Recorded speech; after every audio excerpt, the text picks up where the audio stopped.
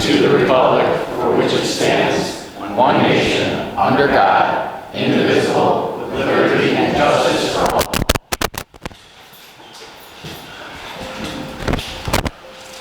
Next is a moment of silence.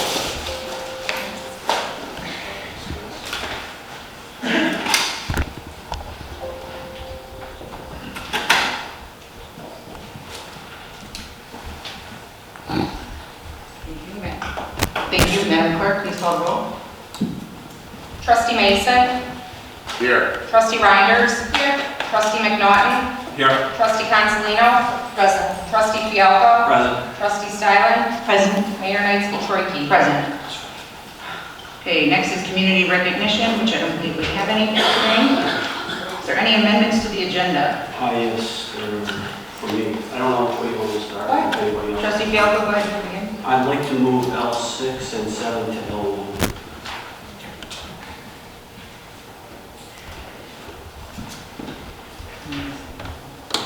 Is there a second? Second. Madam Clerk, can you please call the roll? Trustee Fialco. Aye. Trustee Consolino. Aye. Trustee Stylen. Aye. Trustee Mason. Aye. Trustee Reinders. Aye. Trustee McNaughton. Aye. Motion carries. Trustee Fialco, do you have any more amendments to the agenda?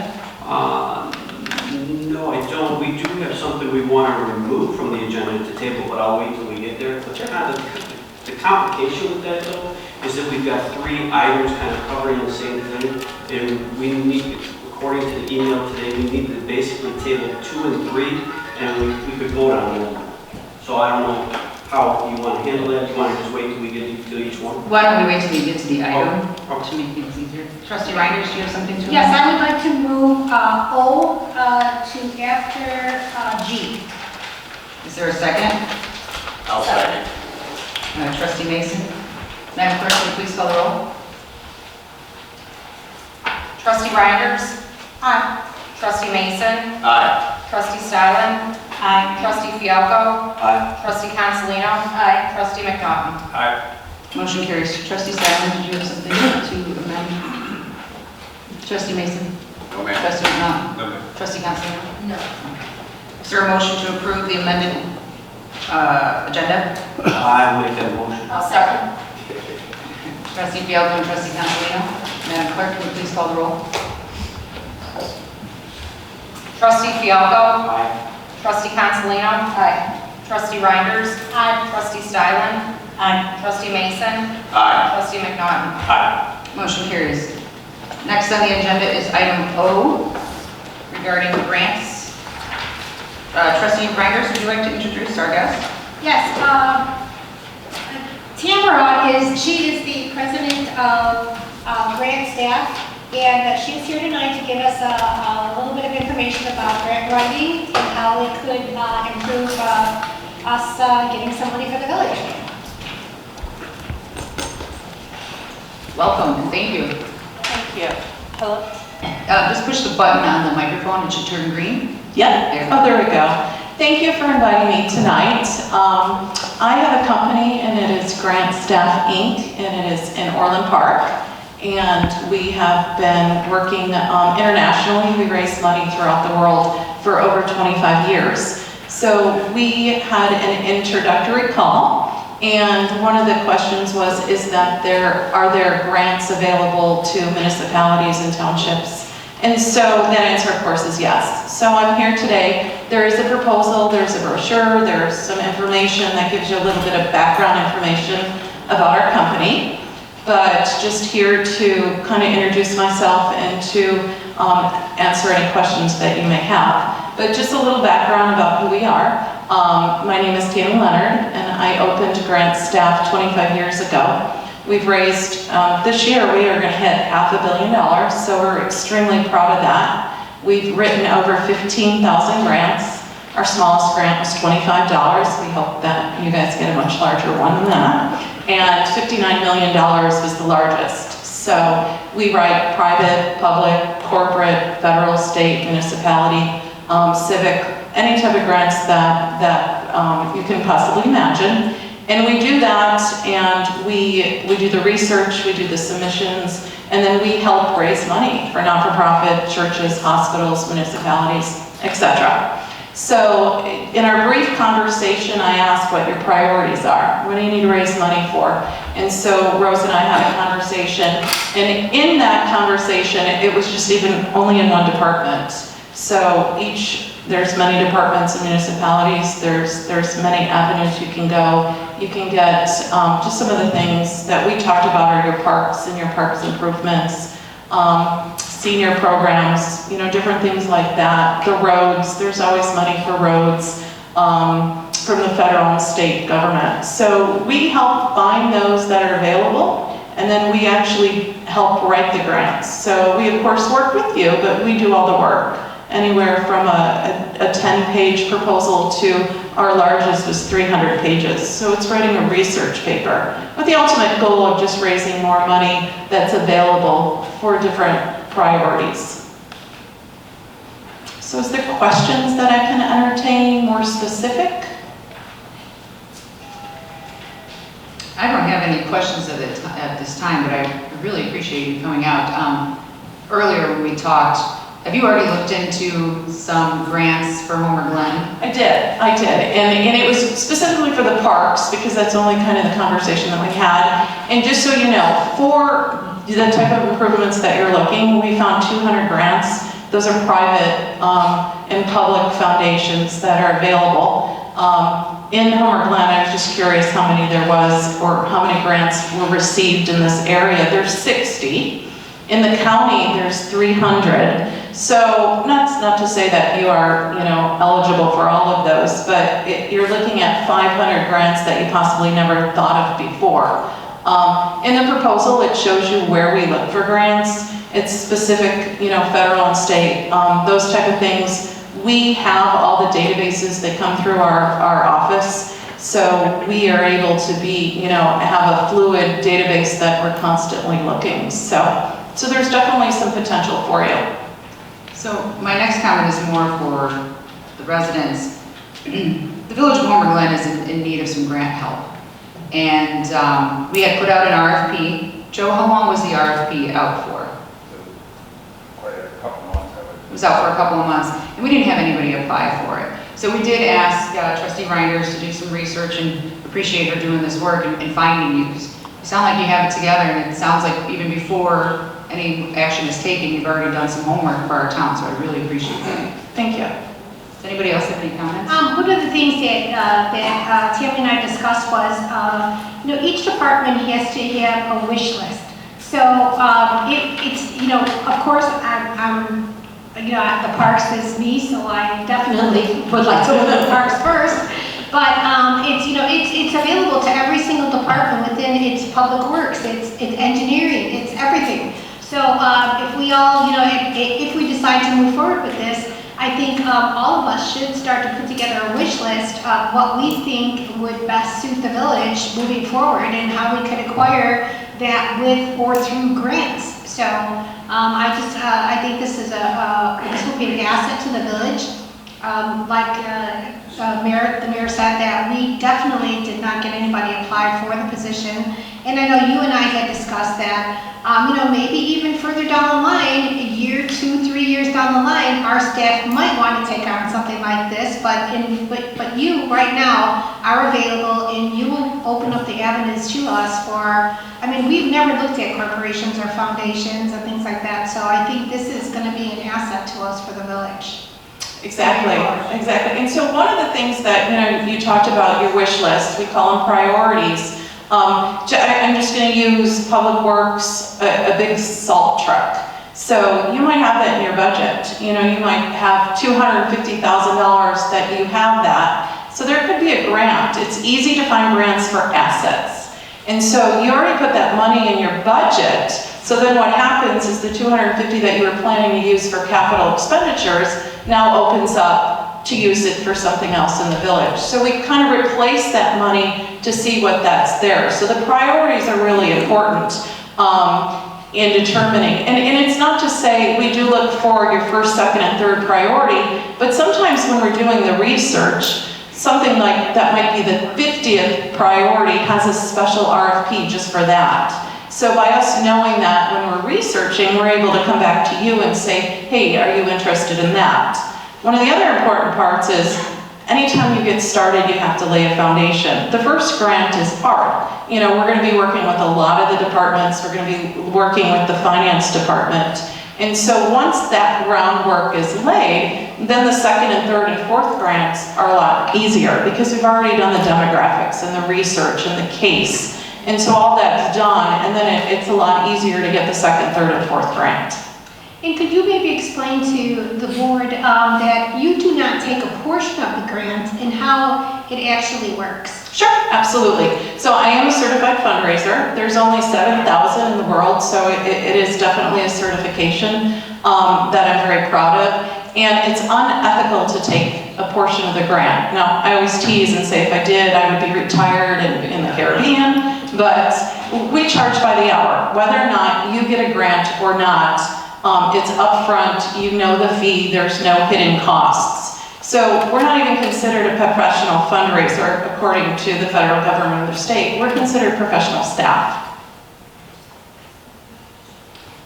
Trustee Simon? Part of the grant process is the reporting afterwards. Do you get involved with the follow-up reporting for the grants? So yes and no. So whatever the grant and whatever the budget is, so we're all on the same page, it's going to be up to your finance department to track that.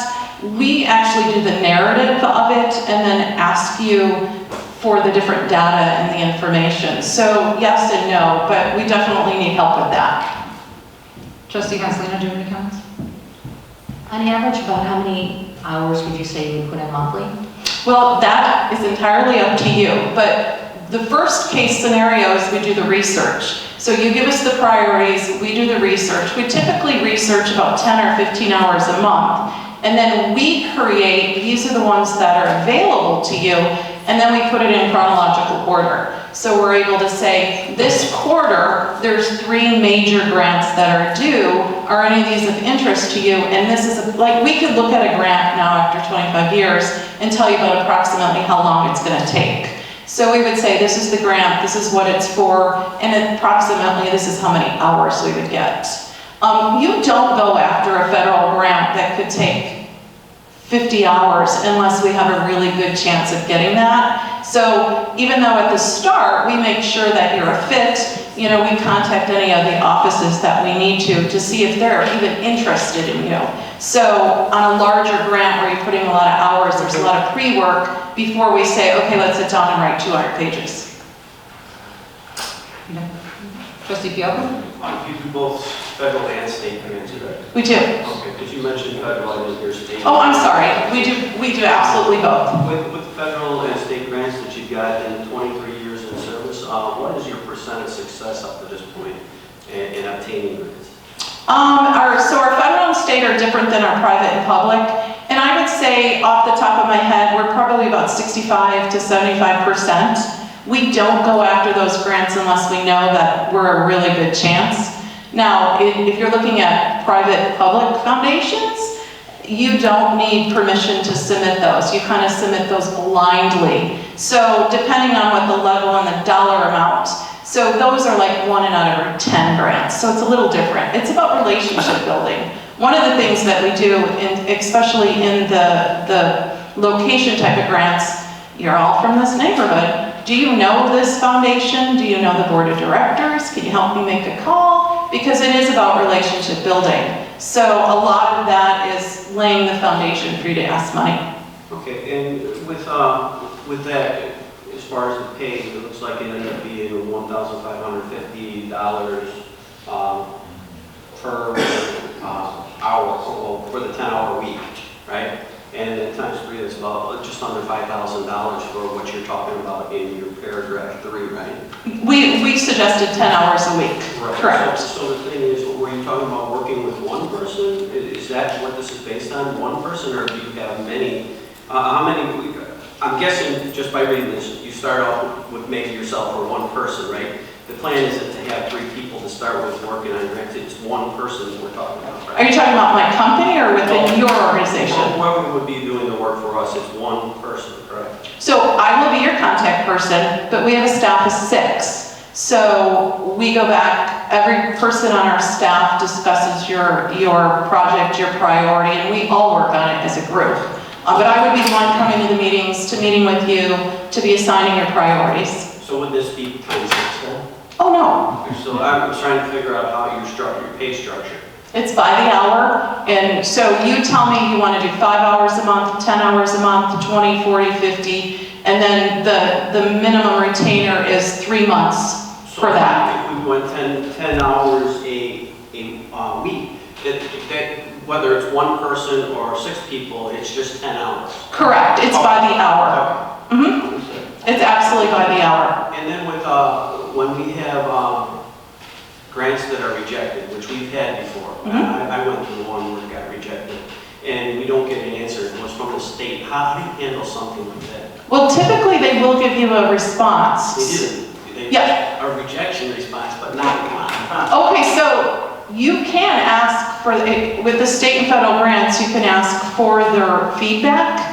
And it doesn't always happen, so that might not have happened, but we ask for the feedback. And so then we look to see if we can reapply or what we can do to make it better next time. So you reassess it, whether you're going to still pursue it? Because even if it gets rejected, can you still pursue it and give maybe a different, let's say you apply for a $100,000 grant and they say no, but they don't say that it's because it was $100,000, if you would have asked for $25,000, we would have gave it to you. That's where I'm going. So yeah, we do follow through for that. So, and that's a really good point. So whatever your priority is, and I know I keep using a truck, but we're not submitting that to one grant.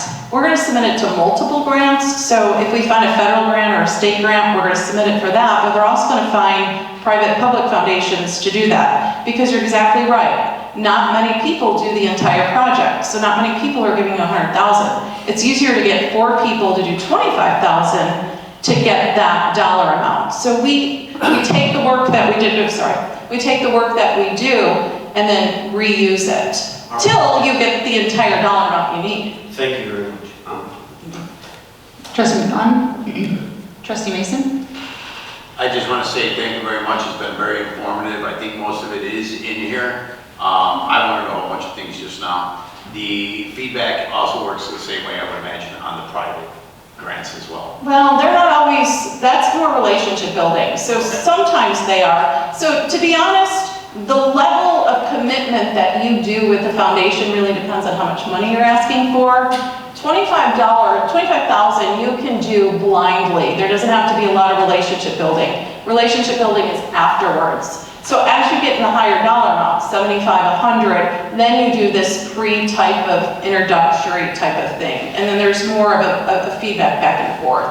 So it really depends on the priority and who the person that we're asking for. Right, and I know you stated earlier that, you know, as you start to write them for Homer Glen, it becomes easier and easier. Because now you have the template, is the way I understood it, and I do get the $155 now. So thank you very much. Perfect.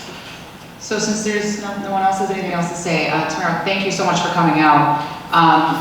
Joe, is there any way we can get this on the next agenda? Thank you. Thank you again for coming out. All right, and if you have questions, feel free to reach out. Thank you so much for coming. Thank you. Okay, moving on to approval of minutes. April 26, 2023, village board meeting. Is there a motion? I'll make the motion. Trustee Mason, is there a second? I'll second. Trustee McNaughton, any discussion? Trustee Mason? No, ma'am. Trustee McNaughton? No. Trustee Styling? I just have one correction on page 7, the fourth line down. It should say $795,000. It just doesn't have the word thousand in there. That's all. Is there any more changes? Trustee Fialko? Trustee Reinders? Trustee Consolino? No. Trustee Mason, will you amend your motion to accept those changes? I am. Trustee McNaughton? Yes. Madam Clerk, please call the roll. Trustee Mason? Aye. Trustee McNaughton? Aye. Trustee Fialko? Aye. Trustee Reinders? Trustee Styling? Aye. Trustee Consolino? Aye. Motion carries. Moving on to June 6, 2023, special village board meeting. Is there a motion? I'll make that motion. Trustee Mason, is there a second? I'll second. Trustee McNaughton, any discussion? Trustee Mason? No, ma'am. Trustee McNaughton? No, ma'am. Trustee Consolino? Yes. On page 5 of 6, in the third paragraph, where it says, middle of paragraph, trustee Consolino noted that Mr. LaRocco. It is actually trustee Consolino asked if Mr. LaRocco. And then at the very end, where Mr. Parenti noted that he had Mr. Cristiano and Mr. LaRocco help him as well within his legal, in his rights and not legal. Fails to mention where I stated that the people who communicated with the village gave contributions to the integrity slate, and that I was cut off by the name. So I would like that included, please. Thank you. Was that it, trustee Considine? Trustee Reinders? Any changes? Oh, you were there. Trustee Bielko? None for me? Trustee Mason, do you accept the changes? I do accept them. Trustee McNaughton? I do. Madam Clerk, please call the roll. Trustee Mason. Aye. Trustee McNaughton. Aye. Trustee Consolino. Yes. Trustee Stylen. Aye. Trustee Reinders. Kristen. Trustee Fialko. Aye. Motion carries. Moving on to July 19th, 2023, special village board meeting. Is there a motion? I make that motion. Trustee McNaughton, is there a second? And I will second. Trustee Mason, any discussion? Trustee McNaughton? No, ma'am. Trustee Mason? No, ma'am. Trustee Stylen? No. Trustee Bielko? No. Trustee Reinders? Nope. Trustee Considine? No. Madam Clerk, please call the roll. Trustee McNaughton. Aye. Trustee Mason. Aye. Trustee Consolino. Abstain. Trustee Reinders. Aye. Trustee Fialko. Aye. Trustee Stylen. Aye. Motion carries. Next is public comment.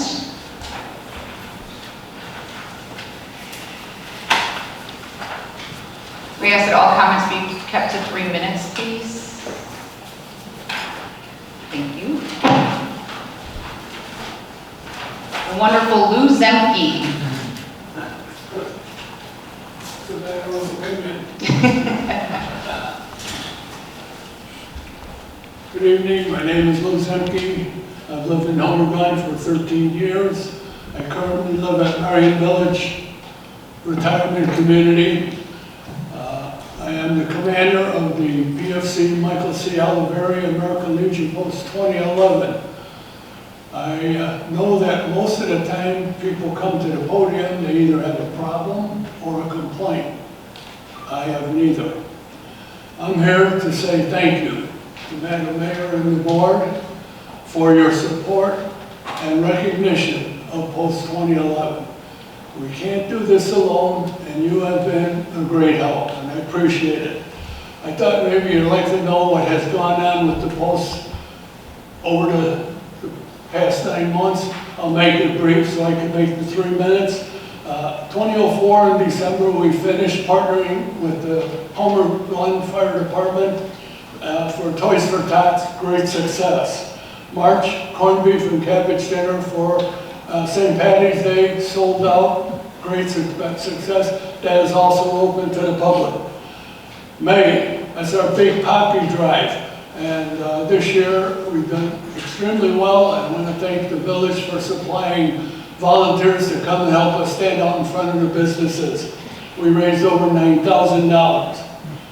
Memorial Day we end May with the Memorial Day program at Marion Village to honor all vets, men and women who have fought in the many wars, given their lives, their limbs, to make sure that we stay safe and that we can have things like this and go and do whatever the hell we want, when we want.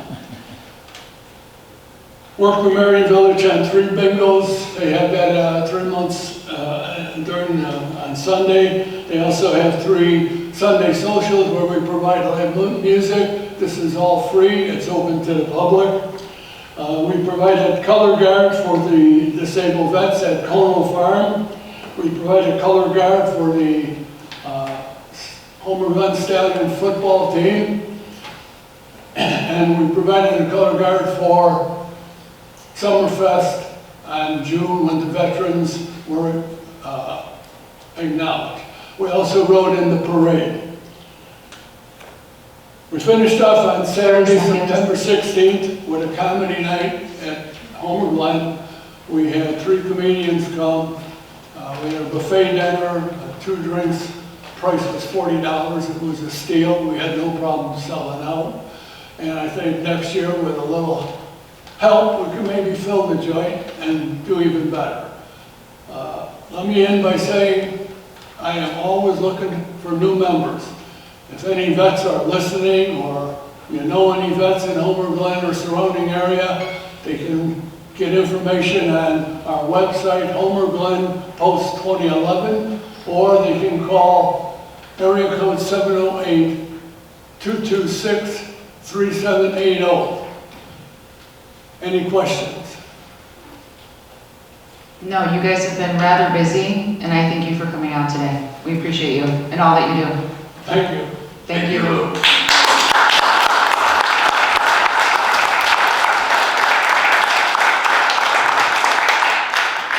Mikey Smith.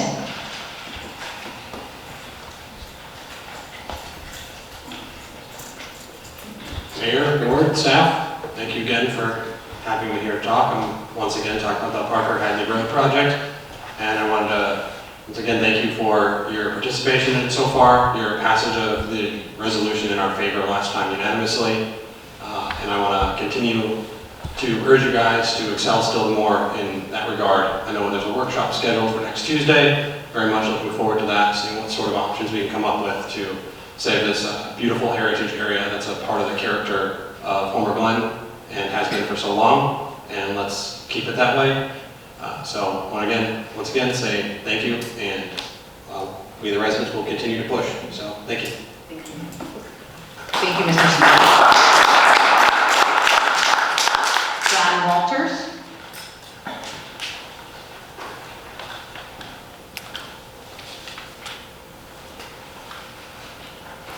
All right, I want to start off some good things first. I wanted to thank Lieutenant Taylor and his guys for doing the job that they do. Sometimes it's a thankless job, but they're keeping us safe here in Homer Glen. I want to call out some of the staff members here that I have dealt with over the years. Melissa King, she's very professional. She knows her stuff. I want to thank her for it's always pleasant. Thank you. Debbie Stevens at the Public Works. It's always pleasant when I call her. And also Mr. Brent Woods always takes care of me, does what I need. When I call the front desk, Penny is always so pleasant and stuff to deal with, always joy in her soul. Jennifer at Parks and her team, always pleasant. Her team, if you meet any of her team out in the park, they're always good people, and they always very pleasant and do their job. And all the staff here that does their jobs very professionally. I haven't had any problem with any of the staff that's here. And sometimes these village board meetings get a little contentious, and I'm very pleased at their professionalism that they managed to stay out of the fray and do their jobs. I do have some questions. What's going on with the sewage treatment plant? I know our time is running out with Lockport. Mayor Yukich had also said at the end of his term that there was nothing he could do about the water bills, but it was said that there was a plan to reduce the water bills. I haven't heard anything or seen anything on that. And I'm also wondering if the village takes over Hadley Road and Parker Roads there, where this project is, Will County wants to do this project. Is this it? Is it done? Is it fixed? Or does Will County still come in and be able to do anything if the village takes over the roads? That's it, thanks. Thank you, Mr. Walters. Okay. Michelle Hertzner.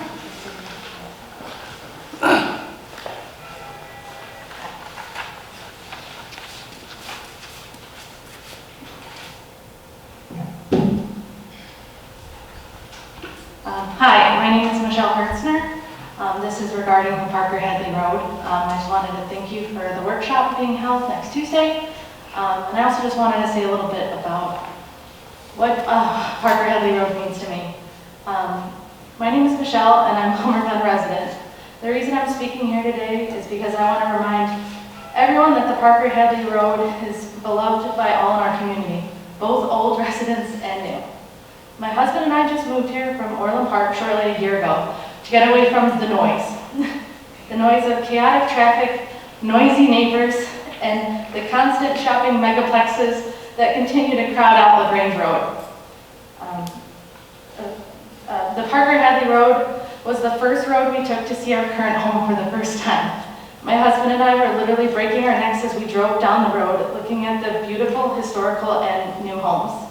We knew we were home, Homer Fund's slogan, just by driving around the community and seeing the open space that differs greatly from our neighboring towns.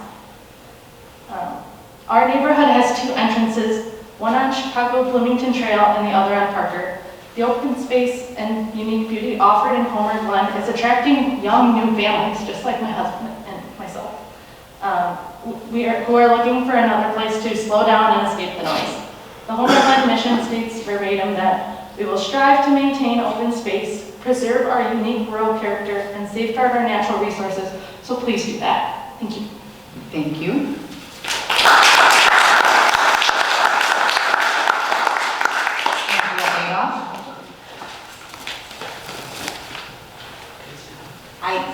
Hi, my name is Angela Adolph. I'm actually here as a very proud worker at an employee at the Lockport Township High School. And I actually am here just to say thank you. All of us attend a lot of meetings, and it's often in our communities with our jobs, and very often people come with the litany of things that they would like to discuss. And I'm strictly here from the high school thanking you for your service, your time, your dedication. All of us are in the community together, and we appreciate it. So I brought a small little gift. It's homecoming at Porter Stadium. Actually, the Powder Puff game is going on right now. But in your gift is some Porter Pride wear and a ticket to it. Please attend any of our, it's a football game that's listed, but any game that you would like to come to, we would welcome any of our public servants, and thank you for all that you do. So that's all I have to say. Thank you.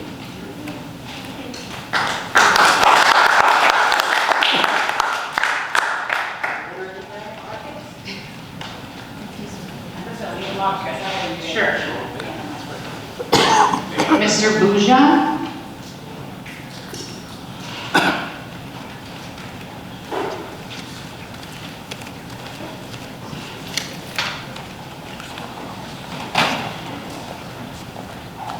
Hi, everybody. I'm Frank Boujan, Homer, Hidden Valley Estates since 2000.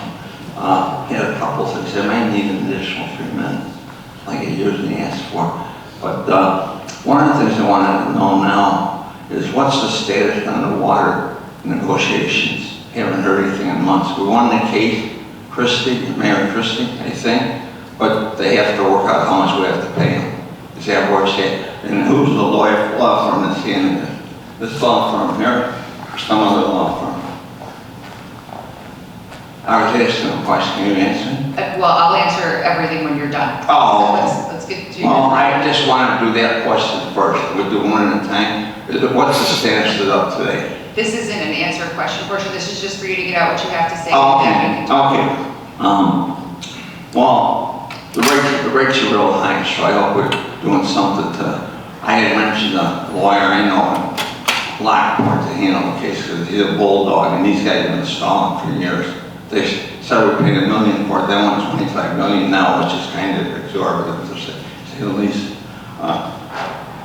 Let's see, second thing. Our current law firm is, what's our current law firm's name?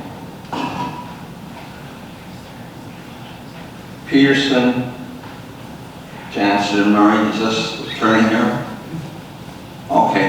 I wanted to bring up a complaint I have when I'm a certified public accountant, and the village, the Will County Treasurer really rips us off on penalties. I've been here 20 years. I was 1 day late. They have been on a Memorial Day weekend. I had my check ready to go Saturday morning. September 1st was the first day it was due. September 2nd, everything was closed down. So I had to pay $110 more, 1.5%. They call it penalty. They call it interest. It's really a penalty. The IRS does penalty. What I'm trying to say, how do I go about getting an attorney to represent all these villages. They're getting screwed by the village. Because I had to pay $110. I gave it to Tim Brophy under protest, a separate check. Can the law firm handle that for us as a village? 30 seconds. I need an answer now. I'll do it myself otherwise. Mr. Do Bouchon. you guys want to vote on it tonight? No, we can't, 'cause it's not on the agenda. But go ahead and finish what you have to say. Well, that's the big thing. It's $110. They never had to pay anything in 20 years, and they say they don't give relative exceptions. I get exceptions for millions of dollars doing with the IRS, because there's a penalty, and there's a penalty because you're late 1 day or 2 days. The reasonable cause is called, if somebody's sick. Time is expired. No, I want the other 3 minutes, please. Can you vote on it? Is there a motion to extend Mr. Bouchon an additional 3 minutes? So moved. Trustee Consolino, is there a second? I'll second. Trustee Fialko, Madam Clerk, please call the roll. Trustee Consolino? Aye. Trustee Fialko? Trustee Reinders? Trustee Mason? Aye. Trustee Stylen? Aye. Trustee McNaughton? Aye. Motion carries. Go ahead, Okay, continue. the example I was going to make, American Train Dispatches many years ago, about $20,000 the IRS. I got it to pay the penalty because the bookkeeper didn't file returns for a year. So we didn't want to punish thousands of dispatchers for her mistake. And I got it to pay my partner, but I couldn't get it to pay. Penalty is for mistake. Interest is time value of money. So when they charge you 1%, 1.5% for 1 day late, it's 18% times 365 days. That's exorbitant. So I don't know how do I go about it. Can I file class action lawsuit for all the village people? Because that's what you do normally, a tax action lawsuit. I'm a representative of the rest of the taxpayers getting screwed for years by the county. And the IRS screws people too all the time. I've been dealing with them since 1975. They're the one reason collect money. I tried to get my assessment reduced from 7.2 to 4.3. That's all against Social Security. And Carmen over there tells me, well, that's 7.2, that's a percentage. It's apples and oranges. It's apples for them. They raise our taxes just like the government does. Washington, D.C., we pay money in, we don't get all the money back to Illinois. So my question is, what do I have to do with this? I am going to call Tim Brophy myself for $105, but I want to do it for all village. Can the attorney answer that now? If you put on the agenda? Mr. Bouchon, again, this is just a time for you to speak, and then we can answer any questions. Well, can you guys vote on it tonight? No, we cannot vote on anything this What do I have to put something on writing for you? Here's what I would suggest. I would suggest that you call the village tomorrow and ask that a legal opinion, or send an email, and we can get back to you on that. I'm talking verbally, just write it down. I don't like emails. Okay, I'll write it down for you. Okay? Call me tomorrow. Okay. Yeah, I will right do now. that. I will Thank do you. that. You're very Okay, welcome. thank you very much. All right. I'm just for the village saving money for the taxpayer. So I only got a little Social Security, $13,000 a lot for my taxes. So I'm going to make it work at 81. Thank you. Mr. Bouchon. Thank you, everybody. Heidi?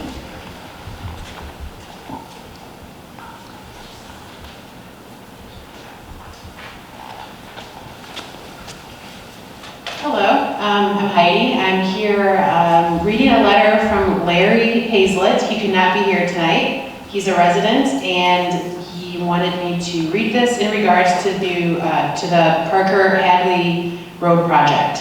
Larry says, "My name is Larry Hazlett. The address of my home is 12136 West 167th Street. My driveway enters, exits directly on 167th Street between Spaniel Woods subdivision and Deborah Woods subdivision. I would like to see the Hadley-Bloomington Road to remain largely as it is. I have lived at the same location for 46 years. Ever since the original gravel-type road was paved, the people have been speeding on the roadway. I have had many narrow escapes through the years trying to pull out of my drive and onto 167th during those many years, as well as trying to slow down enough to pull into my driveway without being rear-ended by a vehicle behind me who sees me in my brake lights but refuses to slow down as it heads west at a high speed. My property has also sustained several collisions in those years, ultimately resulting in a building located on my property, which was an old historic barn built in 1880, to need to be demolished as a result of more than one collision which resulted in a fire. Many cars have lost control and gone off the road through the years. I believe that widening, altering the curves and hills of the road would only result in higher speeds and even more reckless driving, not to mention a significant increase in vehicular traffic of all kinds. Additionally, much of the proposed change mentioned seems to be regarding the Parker, Hadley, Bloomington Trail Road section. Not much is mentioned regarding the section of the road from the Wilcook County line going west on 167th Street to the curve on the road where 167th becomes Hadley Road. I'm very concerned about the changes on that part of the road as well.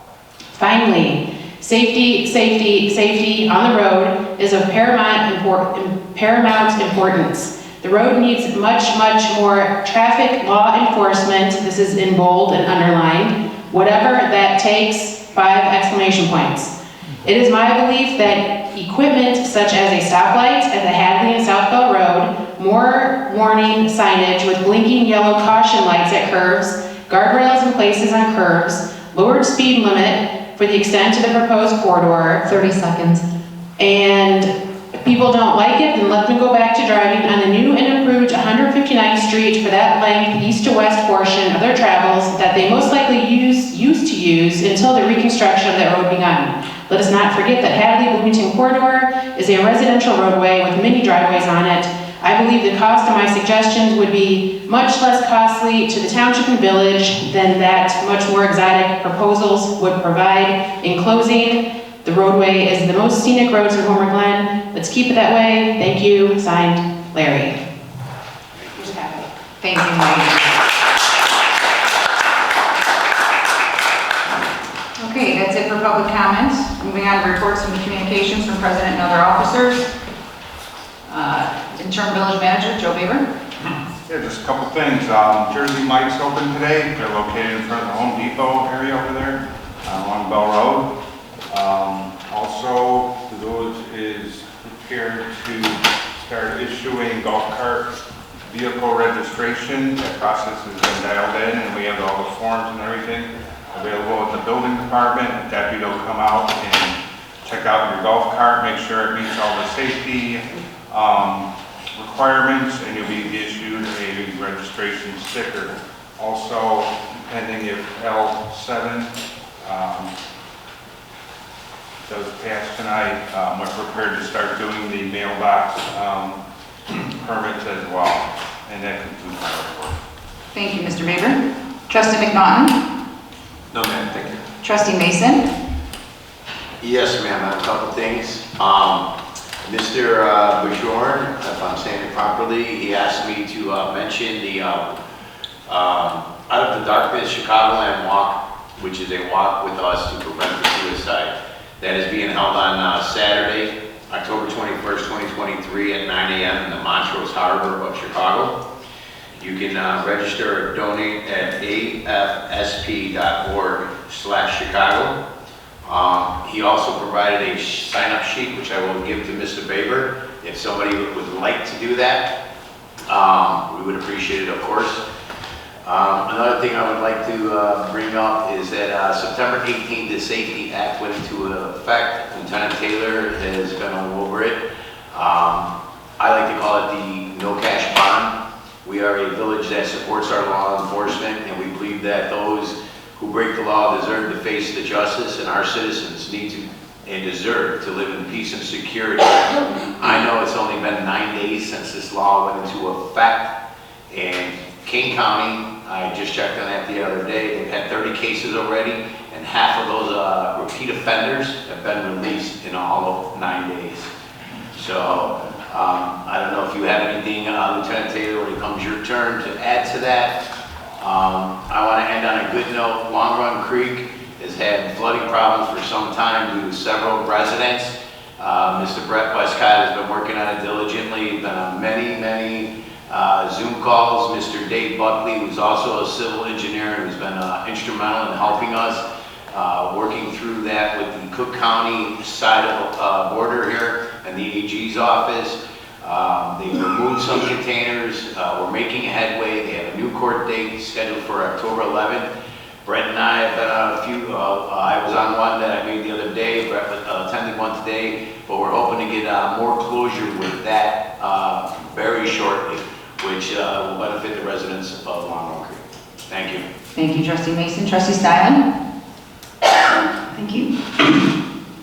First of all, I'd like to say hats off to the Environment Committee and the event staff for a nice stargazing event. The clouds got in the way of stargazing, but the owls on display by the Northern Illinois Raptor Rehab and Education were awesome. And the paper bag owl craft was a very cute activity, and I just wanted to say nice job for everyone. I really enjoyed being there. And then on September 16th, I manned a table on behalf of the village at the Senior Expo. It was a nice event, and a big thank you to the township and the volunteers who made that event possible. At our table for the village, I handed out a variety of information: resident handbooks, trail maps, village maps, yard waste and stickers, no soliciting decals, and an event flyer. The visitors to the table were also asked to complete a 5-question survey, and I collected 42 completed surveys, and I would have collected more, but I ran out of copies. So the results have been tabulated, and they will be combined with the results from the same survey that staff collected at a senior bingo event at St. Bernard's last week. After the results from these 2 surveys events are combined, a copy will be distributed to the board. And I can say that the #1 business that the seniors wanted to see is nice family restaurants. And I also received many comments from the visitors that were stopping at the table. And the most frequent type of comment that I heard was how much they loved Heritage Park. And they think that Homer Glen is beautiful. And I also had the bulletin board showing the Community in Nature and Harmony award winners, which I'm sure helped showcase our beauty as well. So thank you for the staff that put together that board. My hope is that the Community Development Committee will conduct more of these types of surveys and serve as an ear for what our residents and businesses want to say about their desires for our community, and that we can also serve as a resource for sharing information about the village with our community. The Community Development Committee is also working with staff on ideas for this year's Homer for the Holidays. One component of the event is to have some craft vendors placed in a tent. If you would like to be a craft vendor at this event or know someone, please contact the events department at Village Hall, and information may also be found on our village website. The next Community Development Committee meeting is Thursday, October 12th at 7 p.m. It's going to be here in the community room. We will have several individuals coming that are considering joining the committee, and I invite anyone interested in joining the committee to come to the meeting, or please contact me through Village Hall. Thank you. Thank you, Trustee Stylen. Trustee Fialko? Yes, thank you.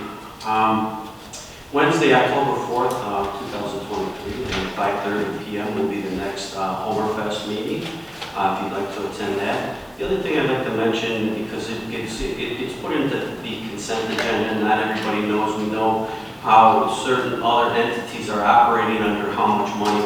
As of July 31st, 2023, the village has $41,593,158. So I think that's important for everybody to know once in a while where we're at. And Thank you, Trustee Fialko. Trustee Reinders? Good evening, everyone. Just a couple things. Just want to let everybody know that the Parks Committee is now going to be meeting twice a month. We will be meeting on the first Friday of the month and the third Monday. On the first Friday, we will be meeting at 9:30 in the morning, so you are all welcome to attend. And on the third Monday of the month, we will be, I can't talk today. We will be meeting at 4 o'clock in the community room. I just wanted to bring everybody up to date. The Parks Committee has been working diligently to move forward with the Veterans Memorial and some of the other amenities in Heritage Park. Thanks to Amy Blank, we have a report that has been put together, and we will be presenting that to the board for their opinion and their suggestions. So hopefully we're going to be able to do that in the form of a workshop either at our next board meeting or the following meeting.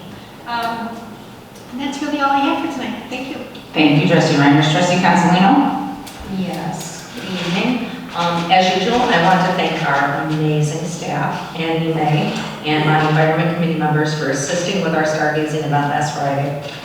I hope everyone that attended enjoyed it regardless of the weather. This Saturday is our bike hike and haul land cleanup event. It's going to be Saturday morning at Culver Park from 10 a.m. to noon. Everyone is welcome to come and help in cleaning up the park and the trail. We will provide tools. And so you don't have to get your hands dirty. And there will also be sandwiches. We strongly suggest encouraging your children and or high school students that are in need of community service hours. So we had a lot of success in that area last year. So I hope that it's even better this year. So please come out and help clean up our community. I was also, one of the other trustees and I were presented with a letter from a resident that they asked if we could read tonight. So I'll try and do my best since I didn't write this. Dear board and residents, sorry I could not be here in person tonight due to a family obligation. I am writing this comment instead of waiting 2 more weeks because I feel that after what Mayor Christine's comments were at the last meeting. It's important to let her know that I stand behind her in her efforts of standing with the taxpayers of this community and her review of the Homer Township budget costs. The annual levy from the township is $1.5 million, and their levy to me was $66.70 for the year, for this year, and my tax from the Homer Township Road District was $45.78 for the year. A total of $112.48. Which seems minimal, but still, I do believe that if any taxpayer were to see $112.48 laying on the ground, I'm sure they would pick it up. So if removing the township and the Homer Township Road District will save taxpayers that line item, and it is assured to the taxpayers that no other entity is going to infringe a tax the same or greater than what the township is already costing us, then maybe the mayor's suggestion for it to go away is a good idea. But we, the taxpayers, need the numbers and the facts. The mayor has done something that none of our previous mayors has done. She has gone outside the jurisdiction of the governmental body that she was elected to fight for fiscal responsibility of another governmental body that taxes the residents of Homer Glen. Mayor, I am here to get behind you in your effort. When will you be tackling the bigger tax items that are on the residents' tax bills? Homer Township Library District currently has a levy of $3 million annually and was able to save enough taxpayer dollars to build a wonderful addition without going to referendum, meaning no taxpayer input or vote on how to spend taxpayer dollars. The school districts, which make up almost 70 to 75% of our tax bills. Last December, 33C voted in a 7.55 increase of $3.1 million. And just last night, they approved another annual budget that will increase their levy again over 6% this year. That's 13.55% increase in 2 years. And they noted that they had surplus in their operating budget last year of $8 million. And that this year, they are forecasting a surplus of another $5.5 million, which is an operating surplus of $13.5 million in 2 years. School District 205, the high school district, raised their levy last year of 6.04%, an increase of $3.6 million. And just last week, they approved their annual budget of $77.5 million and an increase of 5.96%. I would like to add that the 3 205 school board candidates that were supported by the HRO voted no to this. However, the budget still passed with a 4 yes and 3 no's. Please note that the auto workers in our nation are currently on strike because they haven't received an increase in over 8 years, and that the average citizen in our country receives a cost of living increase between 1.5 and 3% annually. Mayor, now that you have set precedents in tackling overtaxation by other governmental districts to our residents, I couldn't be more excited. Please know that all of these governmental districts hold open public meetings when they pass their levies and their budgets, and I can't wait to see you there and hear you fight for the taxpayers of our community. Also to the board members that have never attended these budget meetings at these school boards. These meetings are open to you as well. Let me know and I will save you seats. All this information is available through the school websites and through the mayor and those that she is friends with who are part of our organization and who also have this information as well. God bless the mayor and God bless our residents. Sincerely, Mr. J. Rhodey. Thank you. Okay, thank you, Trustee Consolino. Would you mind submitting a copy of that to the clerk so she has that? Madam Clerk, do you have any comments? Tonight, we just wanted to quickly mention the Homer Junior High 8th grade girls softball team for placing second in regionals. Also, the Homer Junior High 8th grade boys baseball team for placing first in regionals and sectionals. They are headed to state in East Peoria this Friday for the IESA state finals. Along with the baseball, Austin Bilski was awarded outstanding sportsmanship for regionals. Eric Casper was awarded outstanding sportsmanship in sectionals. The Homer Junior High boys golf team placed first at sectionals and 7th at IESA state. Is that it? Thank you. I would have, if I would have known, I would have had him here for a recognition. They're playing football right now, so. Oh, all right, well, when Wait they, till after this weekend. when they win. All right. All right, moving on to the village attorney? Nothing at this time. Nothing. Are you sure? I mean, you've been here for so long, right? Your first meeting? All right, public safety officials? I wasn't going to say anything, but thank you, Trustee Mason. I appreciate that. You know how much I love public speaking. I don't have the stats, but like I said last time, we've already implemented the changes, some minor procedural changes. It doesn't really affect patrol that much. The trailer bills fix the major problems. The biggest question I get is about criminal trespass. Class B and C misdemeanors will be a citation. Class A's, we can still arrest them. Most of them are not detainable, but judges still have the ultimate authority. If someone is a threat to the community or themselves, they will be detained still. So the biggest burden is on the state's attorney to get speedy trials and all that stuff. So on our level, it's not a big deal. We've already implemented the changes. It's not going to affect the safety of the community that much. The biggest change is criminal trespass. If it persists, we can arrest them, and probably not detain them, but we can arrest them and remove them from the premises if the offense persists. That's the biggest change, which was good. So other than that, I don't really have many concerns. There's a bigger burden on us with the procedures we have to do now, so the deputies have more work to do, and there's a bigger burden on them, which isn't fair, but that's the way it is. But I'm not really concerned about it. I do have one question, if you can report. You don't have to give us too much detail, but can you give the residents a synopsis of what happened at BMO today? An elderly woman drove into the bank. She probably hit the gas instead of the brake, so superficial damage, no injury. She signed a refusal, so nobody was hurt. Okay, thank you. Not through the drive-through, but through the bank. Through the Right. into the building, yes. Lieutenant Taylor, thank you very much, and that's exactly what I expected. Again, you do a great job, your team does a great job, and I was just looking for you to bring us up to speed, and I did not know that little piece of the trespassing part of it, but thank you again. No problem, thank you. Thank you, Lieutenant. So next is me. I wanted to apologize to the Hadley Road residents that the meeting is taking so long. We've unfortunately haven't received all of the answers, but we are moving along, and I think we're set for Tuesday, October 3rd.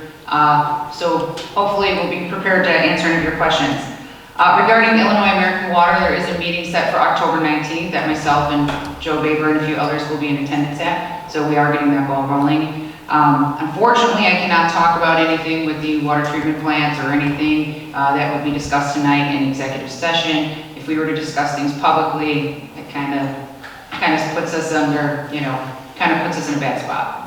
So that's all I have to report. Oh, no, I have one very important thing. It is my mother's birthday today. Happy birthday, Mom, that's sitting back there.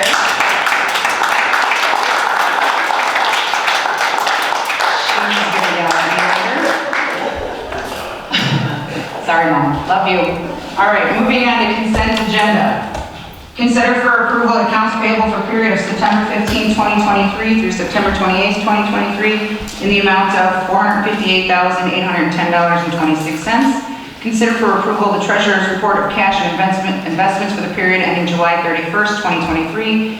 And consider a motion approving payment of the Village of Homer Glen's July legal bills from Pearson Johnson Murray in the amount of $8,507.50. Is there a motion?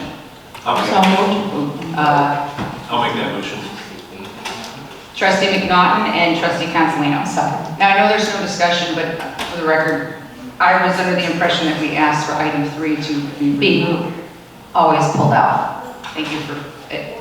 Thanks, I'll finish that. If we could just remove it from the consent agenda from now on, I think that was asked a couple of times. So I don't know if if we can amend the agenda now, I don't think we can. Can we? But the thing is, are you saying, based on what we said at the previous meeting? Trustee not that everybody Consolino. has to Take it out right. Trustee Consolino requested that the attorney bills always and forever be removed from consent agenda. Right, not something that somebody wanted tonight. Correct. Okay.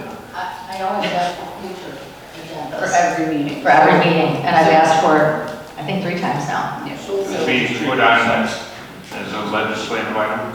Yes, always.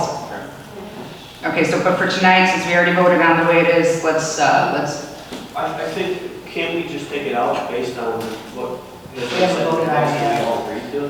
Can we not switch that out there and just put it? I believe that the agenda for today is already approved. And I don't think you can go back and unapprove something prior. You want to. Can we have discussion then?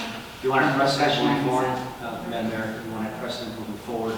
This is something the board wants to do moving forward from the legislative agenda and sort of thing. We've asked for Make that. that motion out for future bills and things like that. So we can make a motion for future to remove item 3. I mean, to put it under legislation. Yes, ma'am. Okay, do I make that motion now? It's up to the. I'll make that motion to move it on future agendas out of the consent agenda into the legislative and action items. Is there a second? I'll second. Trustee Consolino? Madam Clerk, when you're ready, please call the roll.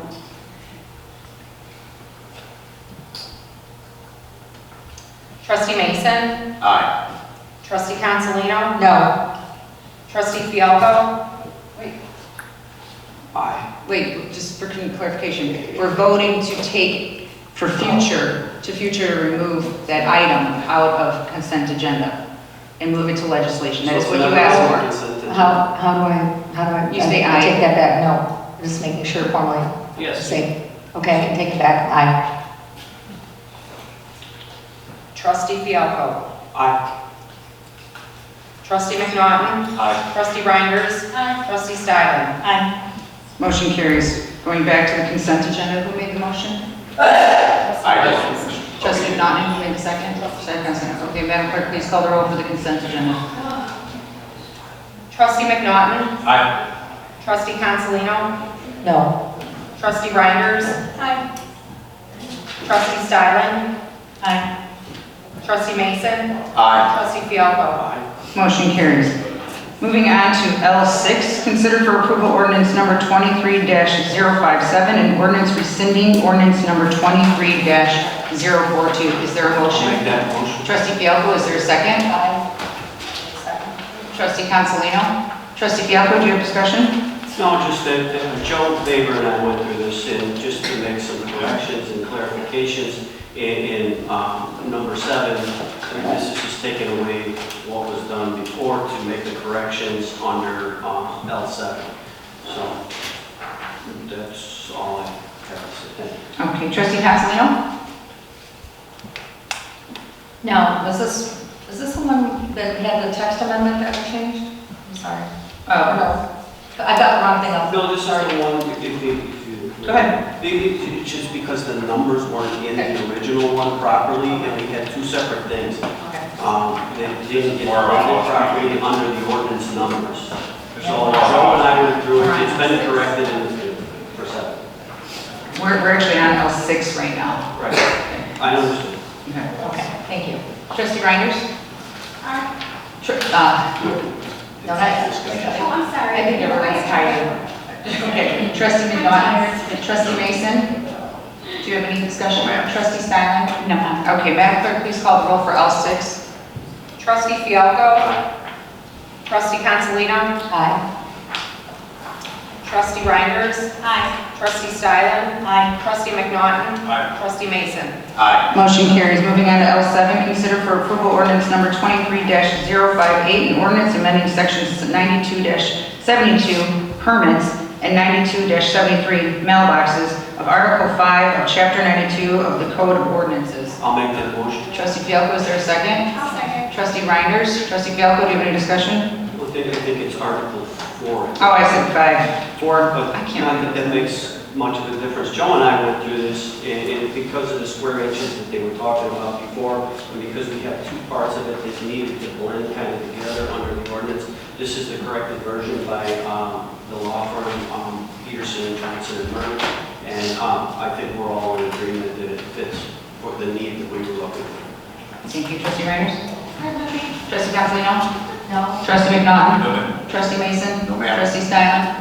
I had voted no on it before, and I will do so again, just because I don't think it's moving forward. It's, only a few people are going to, well, some of our residents, the ones that are on the streets under 25 miles an hour, it's the only time that we allow something of that structure so close to the curb. We don't allow fire hydrants or parkway trees or anything else that close to the curb, so I'm opposed.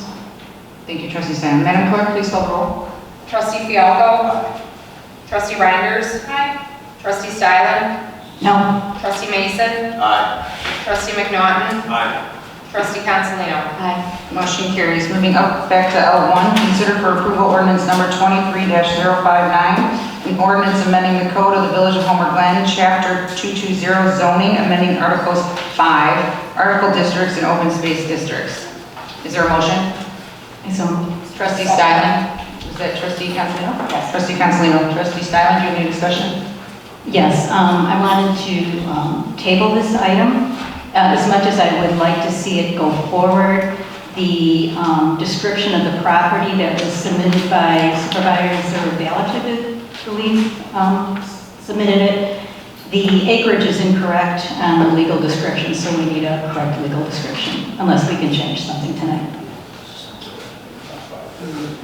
I'm absolutely with you on that, Sue, because I would rather have the correct verbiage to vote on. But I'll wait till my turn.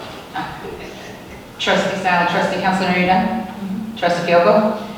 It affects actually the next one, which would be L2, not L1. L1, it has to do with something different than what we're talking about with L2. So we can actually vote on L1. Sue, you're absolutely correct with the description. And Melissa, if you want to add into it, if I'm incorrect, let me know. But L1 has nothing to do with the description of the property, L2 does, correct? That's correct.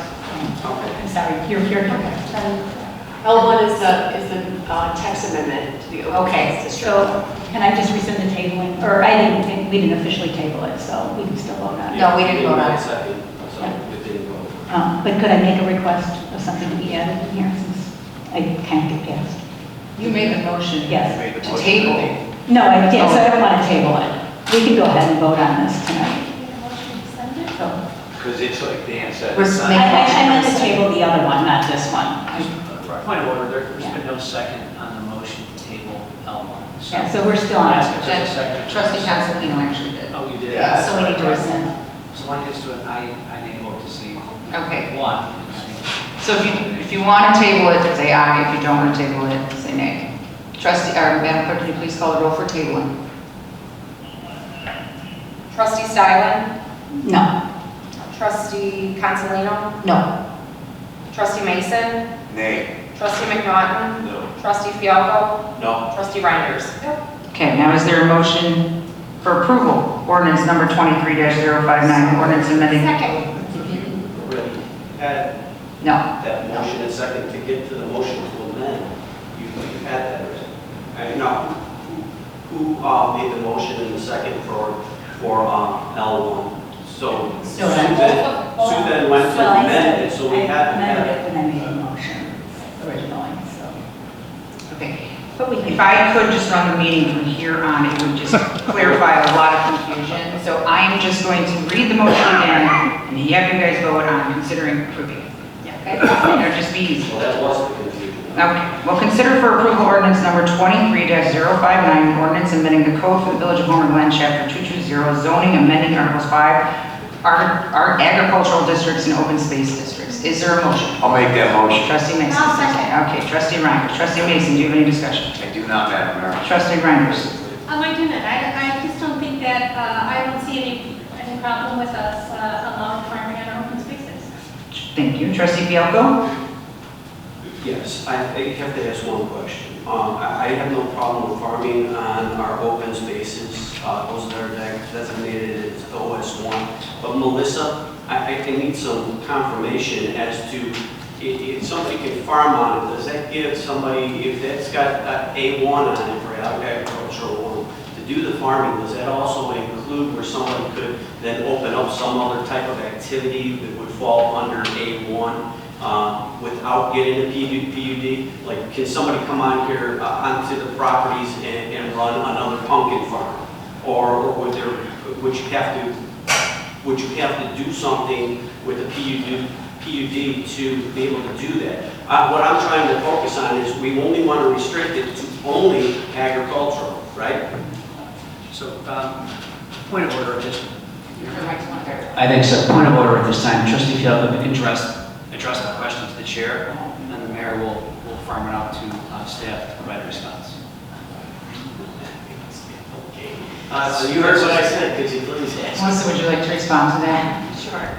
I actually might need some clarification, but I think you asked about A1 agricultural districts, which the allowances in that district, whether it be permitted uses or special uses, are only for ag, only for A1.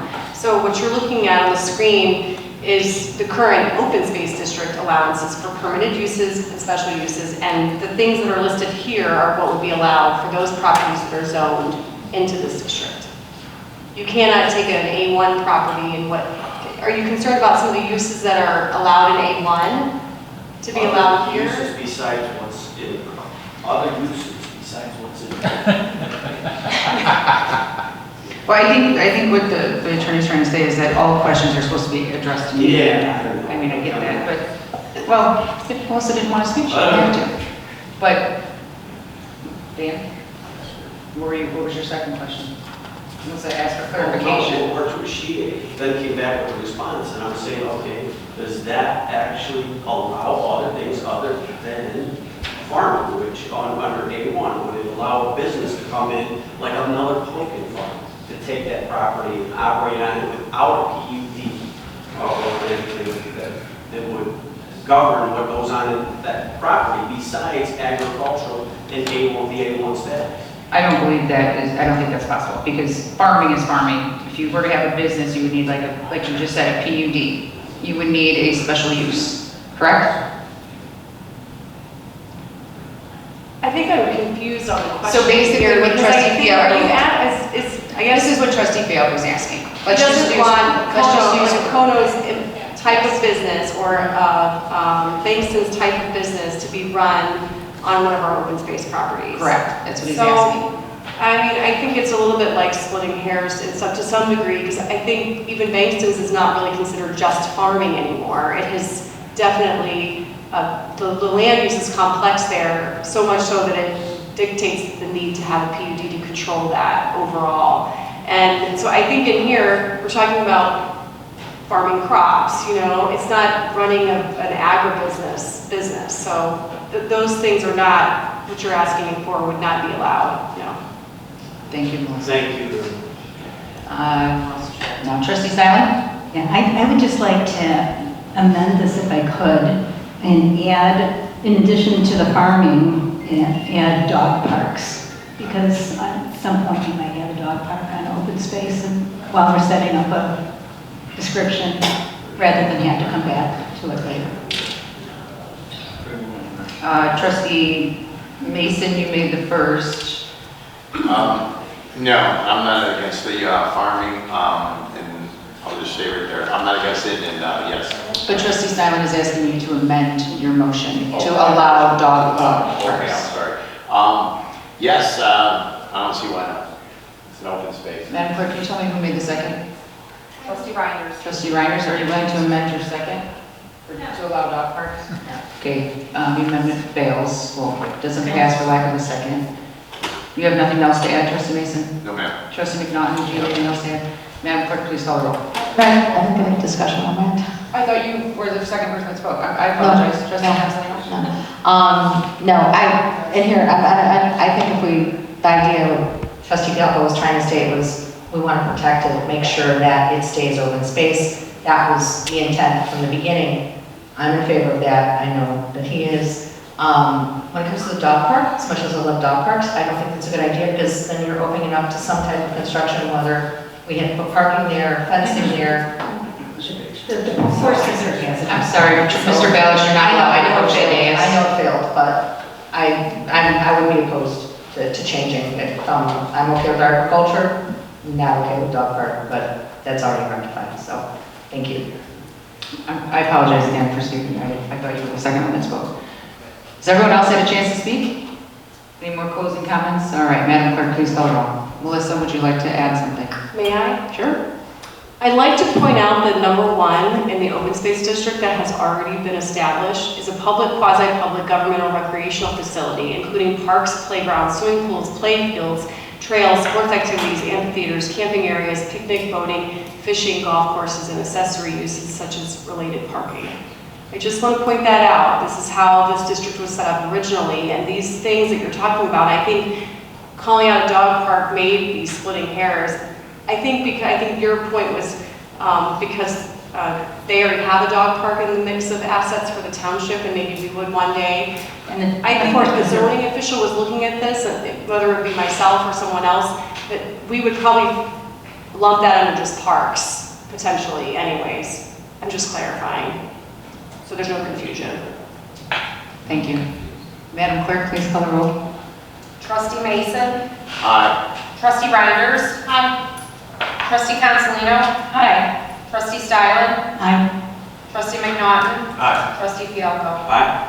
Motion carries. Moving on to L2, consider for approval ordinance number 23-060, request for zoning map amendments to rezone the subject property from E1 Single Family Estate Residential District to OS1 Open Space District for certain real property located at PIN 160511400250000 in Homer Glen, Illinois, commonly known as the Welter Farm, HG 2319-A. Is there a motion? I'll make that motion. Trustee, I'll second.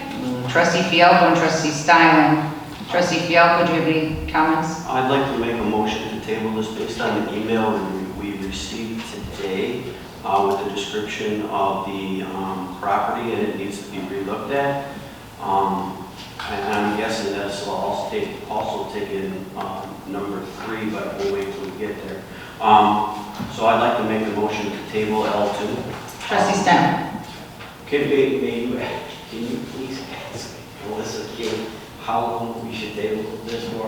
Is it to the next meeting or? Melissa, you here to respond? The recommendation from staff and also the applicant is to the next meeting, which would be the 11th, October 11th. Trustee Stylen, would you like to amend your motion to?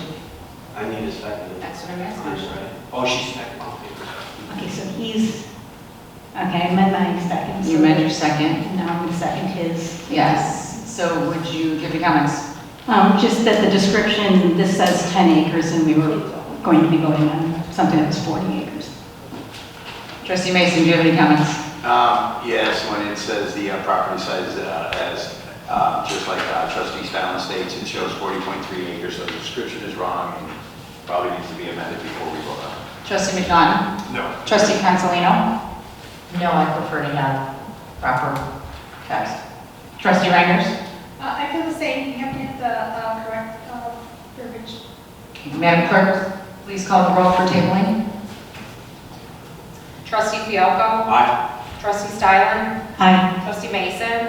Aye. Trustee Reinders. Aye. Trustee McNaughton. Aye. Trustee Consolino. Aye. Motion carries. Moving on to L3, consider approving a fee waiver for the Homer Township subject property located at PIN 16051140002500000, commonly known as Welter Farm. Is there a motion? I'll make that motion. Trustee Fialko, is there a second? I'll second. I already did.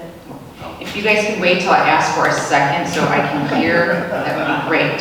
So Trustee Fialko made the first, Trustee Consolino made the second. Trustee Fialko, do you have any comments? I'd like to make the motion to table this along with 2, and we'll do both of them at the same time. Again, if you could ask Melissa King on the next date for this to be seen. I believe she already stated October 11th. That was for L2. They're going together. I'm making sure. It would be the same date. It would be the same day. Thank you. May I say something with regard to this one? If the board so chooses to act on this, I think you can without worrying about the legal description. And when I say that, when we handle planning and zoning cases, we take fees ahead of time, and there's not refunds if, say, something were to happen and an item gets denied. The fee is going to exist no matter what.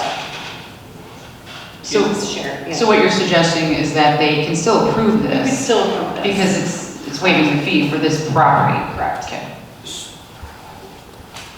Trustee Fialko? So if I understand it correctly, the fee already applies no matter what, whether we table the other one or not, that's new information. So if I rescind my motion to table and the second is removed, then we can go to voting on it, because it really won't change anything. And thank you for explaining that, because that is the first time I've heard it explained. So I will rescind my motion to table L23. Trustee Cancelino? Yes. Okay. All right, so we rescinded the tabling. Oh, with the motion? Yes. I don't know Okay. who So decided. now, Trustee Cancelino, so now we are back to the original motion. Is there any more discussion on the original motion of waiving the fee? All right, Madam Clerk, please call the roll. Are we rescinding or? No. Just- This is just a vote to approve. Trustee Fialko. Aye. Trustee Cancelino. Aye. Trustee Reinders. Trustee McNaughton. Aye. Trustee Mason. Aye. Trustee Styler. Aye. Motion carries. Moving on to L4, consider for approval ordinance number 23-061, an ordinance authorizing the adjustment of traffic control devices, speed limit signs on Hickory Avenue, reducing the speed limit from 30 miles per hour to 25 miles per hour. Is there a motion? Yes, ma'am. Trustee Mason, is there a second? I will second. Trustee Fialko. Trustee Mason, do you have any discussion? This has been through the safety committee. Joe, Mr. Baker has done the study there. People are speeding, doing a little bit of tailgating. We've had residents come in and sit at the public services and safety committee. This is something that they want. They also wanted a stop sign. They can't put that up because we have to look at the safety issues and the implications of that. And with that being said, this is not in your line of sight. It's kind of on a curve, and if we reduce the speed, I could see if we were trying to increase the speed, but being that it's going down, maybe we'll stifle some of that, and we don't have to sit Officer June out there all the time. Would that be it? Trustee Fialko? Yes, according to our SOP number 3, it looks like the committee went through the proper channels, they went through all the steps according to SOP number 3. MUTCD also made some comments in here. The other thing in red on page 4, the traffic, just so the people that live in that area know, they did some monitoring. It looks like there were less than 6,000 vehicles per day, which would be a very high amount for that road, with no crashes recorded in the most 5 years available. So I support this for the change that you want to make to that. Thank you, Trustee Fialko. Trustee Reinders? I have nothing, I support the changes. Trustee McNaughton? No, ma'am. Trustee Styler? And just note for the record, Trustee Cancelino has removed from the meeting at 7:51. It is now 7:53. Madam Clerk, please call the roll. Trustee Mason. Aye.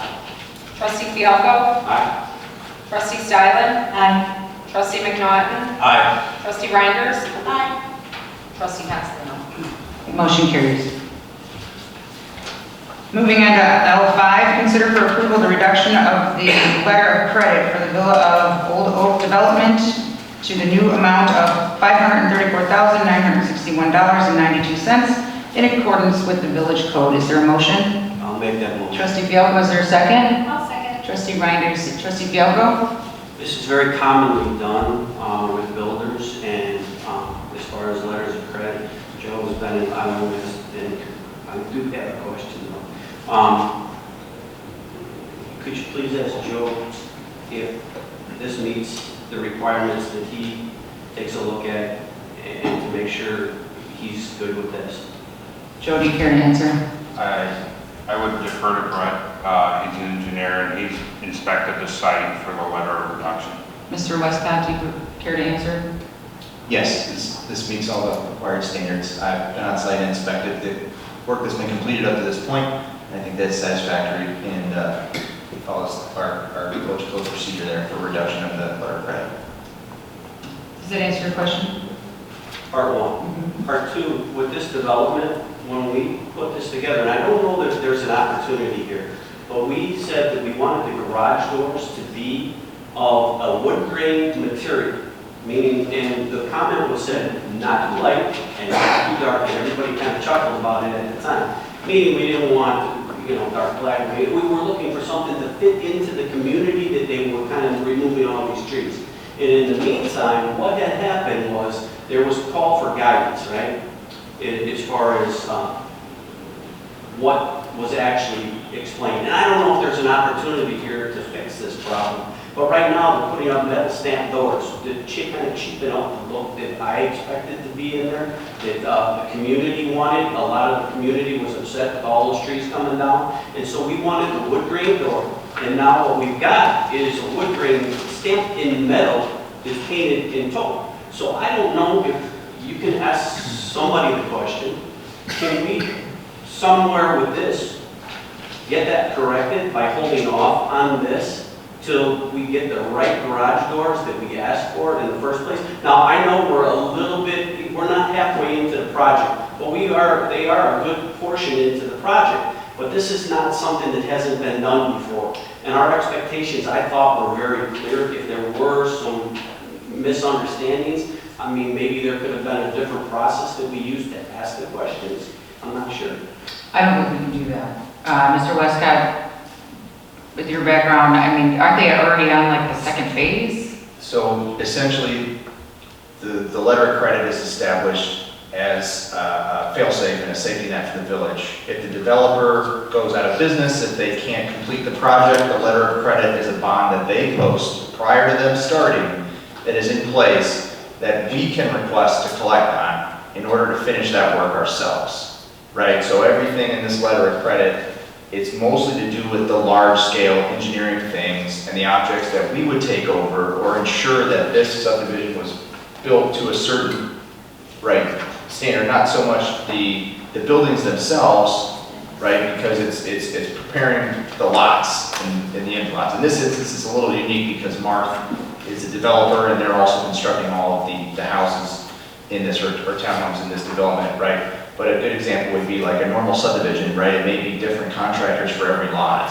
So while there's a large developer who's coming in, we're making sure that the streets are paved, that the curbs are in, that the sanitary and water lines are completed, and that it's basically turnkey and ready to go so that we can promote the development, even if the original developer falls through.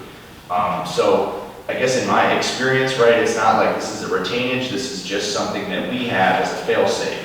I'm not aware of any parts of the code that would allow us to withhold parts of the letter of credit to correct items that aren't included specifically in the initial letter of credit, right? The initial letter of credit has to do more so with erosion control, paving, lighting, sanitary sewer, water main, storm sewer, and then some landscaping as well. And then we go into a warranty period, which makes sure that everything, makes it through a few seasons. If there's things that need to be corrected at that time, again, that are the engineering aspects of it, right? For the pavement and the landscaping and all those things that we get all those corrected before we completely release the letter of credit. But at least in my experience, the letter of credit isn't a leverage to have something change that has already been approved and gone through the plan commission and you know what I mean? Attorney Castaneda, would you mind chiming in on this? I mean, I agree with Brad. It's not that I don't believe you, but I know Trustee Gallo wanted an opinion from you as well.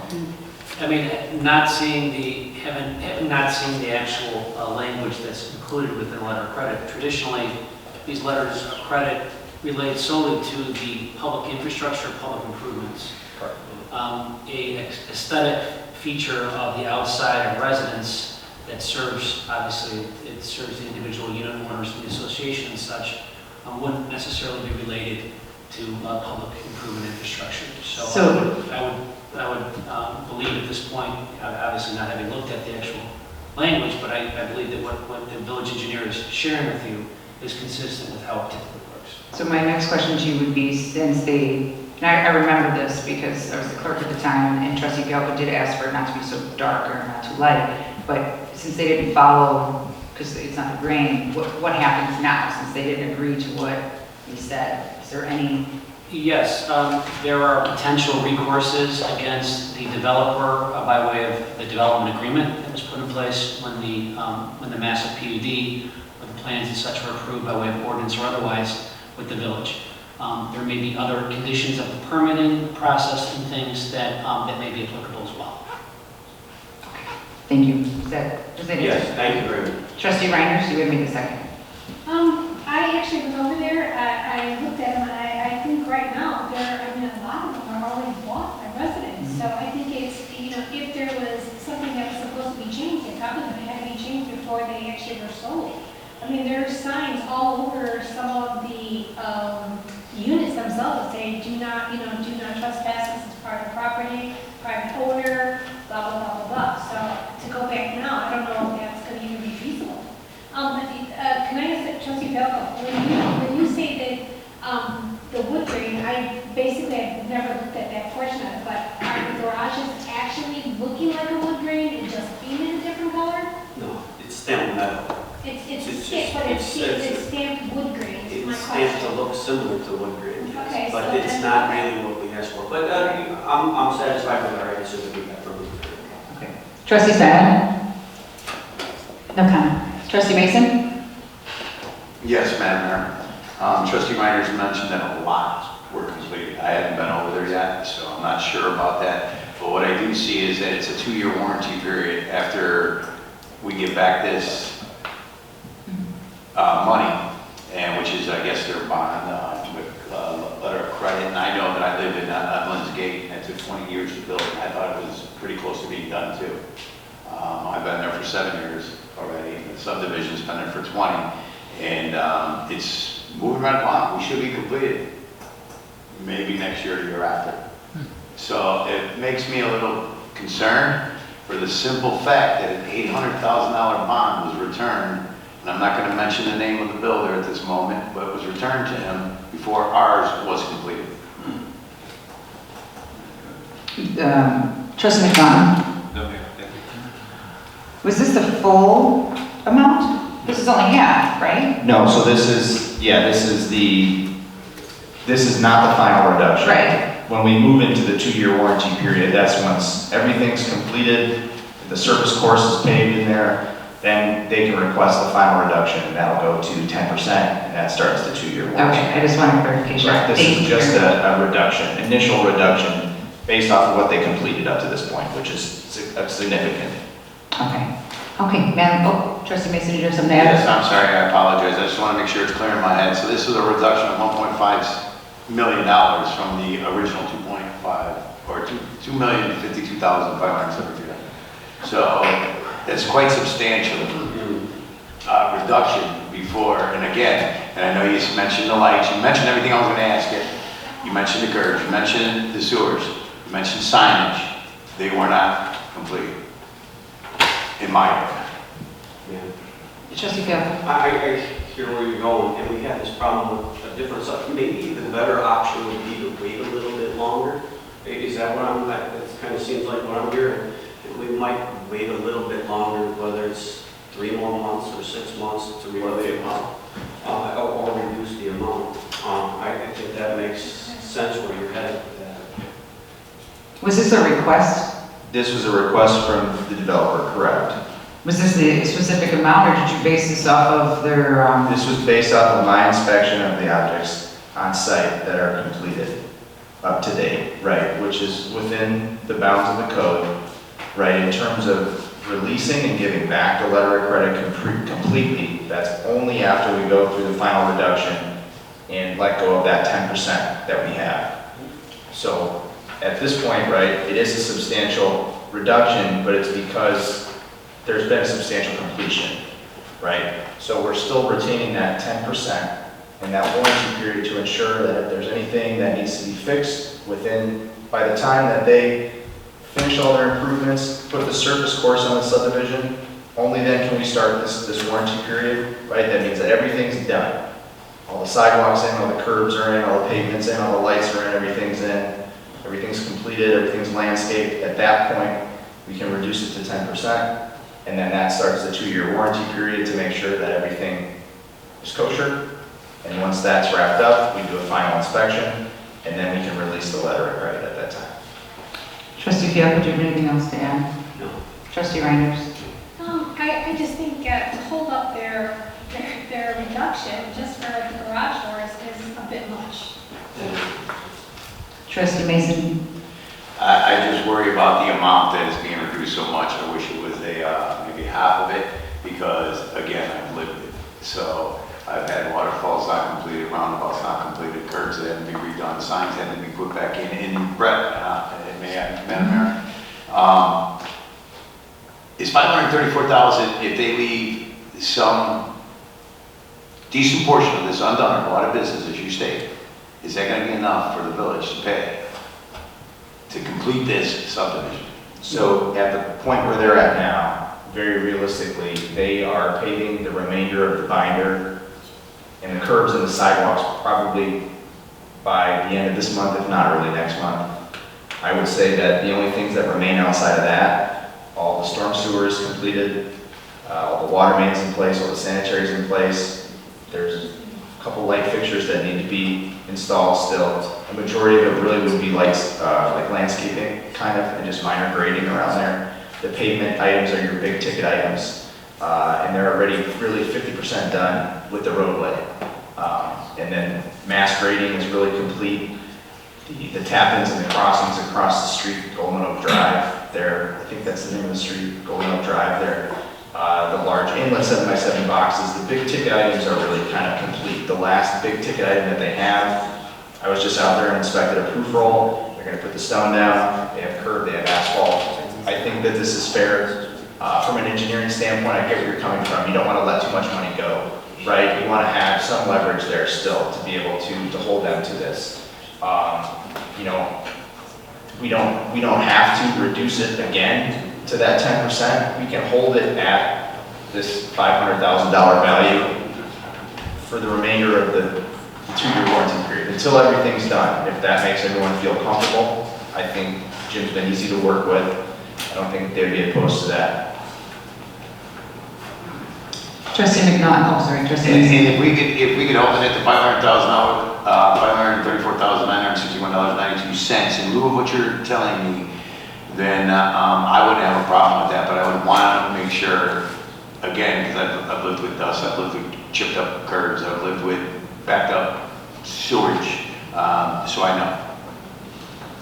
Thank you, that's it, Madam Mayor. Was there a reason why the developer didn't come tonight? I guess generally speaking, I haven't really asked any of the developers or the owners to come in when they have these letter of credit reductions. I guess it's really just kind of between myself and them, and then granting your final approval on that. When it comes to the inspections and stuff like that, I do that all myself. So if you guys have any questions on what's left out there, or what's in place, or the quality of the work that's going on out there, I can answer all of those questions for you.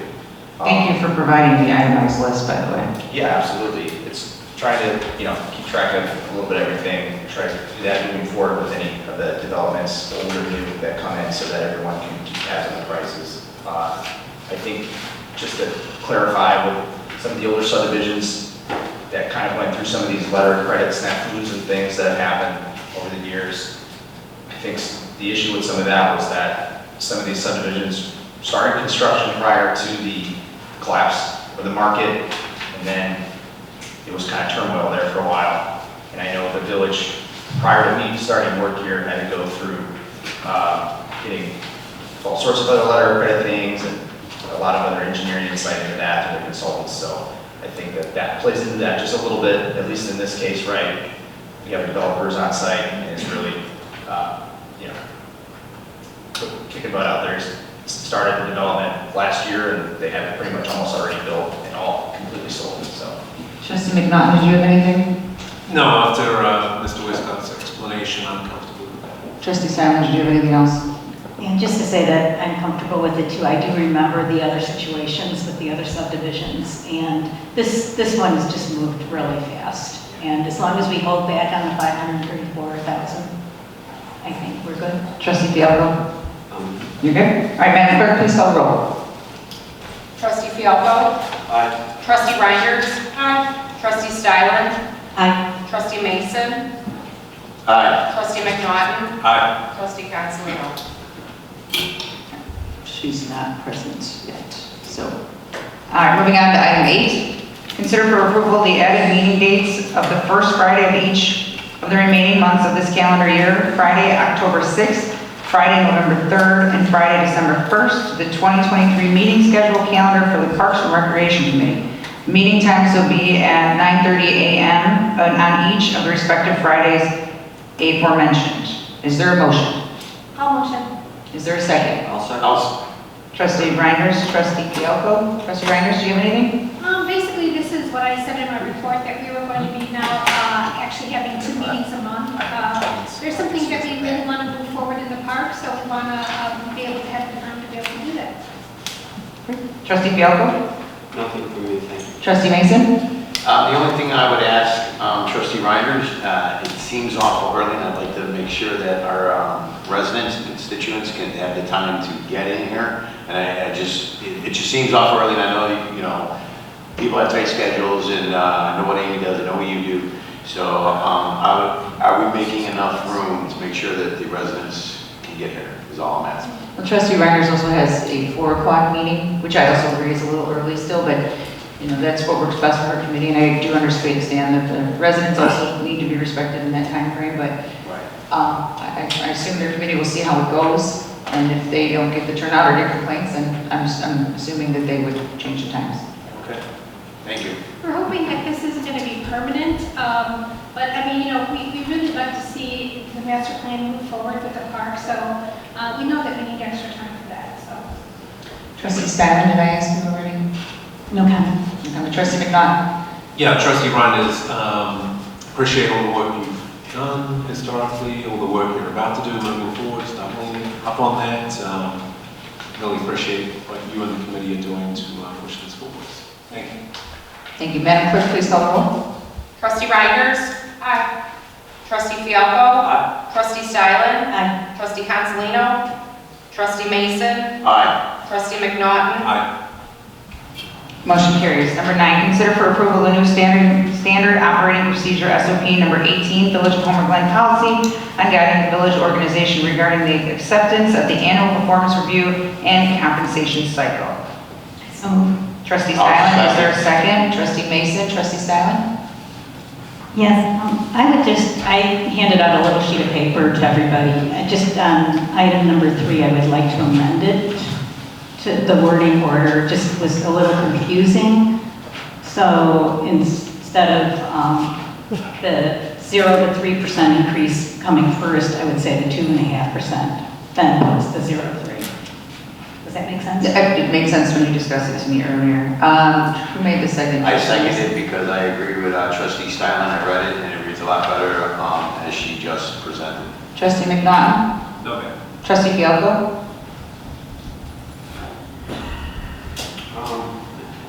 I know are you making the motion to amend? Did you make the motion to amend it? Okay, yes. So, yeah, motion to approve this with an amendment. Trustee Mason said he agreed. Okay, so we're talking about the amendment right now. Just to clarify, maybe we could go through the scale one more time. Rated 1 and 2 would be 0% increase, right? Rated at 3 would be a flat rate of 2.5%. Can you explain to me the rest of the way that you got it written up here? So then when you're, Trustee Stylen. so when you're rated 4 or 5, you automatically get that 2.5, like you would at rated 3. And then Are you saying that's in addition to 2.5? So I'm going to respond. So the way it was written earlier is that if they were rated 4 or 5, they'd get to 0 to 3. Understood. We did not want the additional 2.5 added to the 0 to 3. We wanted the 2 to 5 to come first. Right, under number 3. Go on, rated 3, so you got that right? So. Rated 3. But under 4 and 5, it says 0 to 3, increase plus 2.5. That's So what Trustee Stylen is asking that the 2.5 come prior to the 0 to 3. If you do the math on the percentages, because it would also have to go to the board Right. at the 0 to 3 part, not at the 2.5 then. Okay, so I guess, let me ask this one question.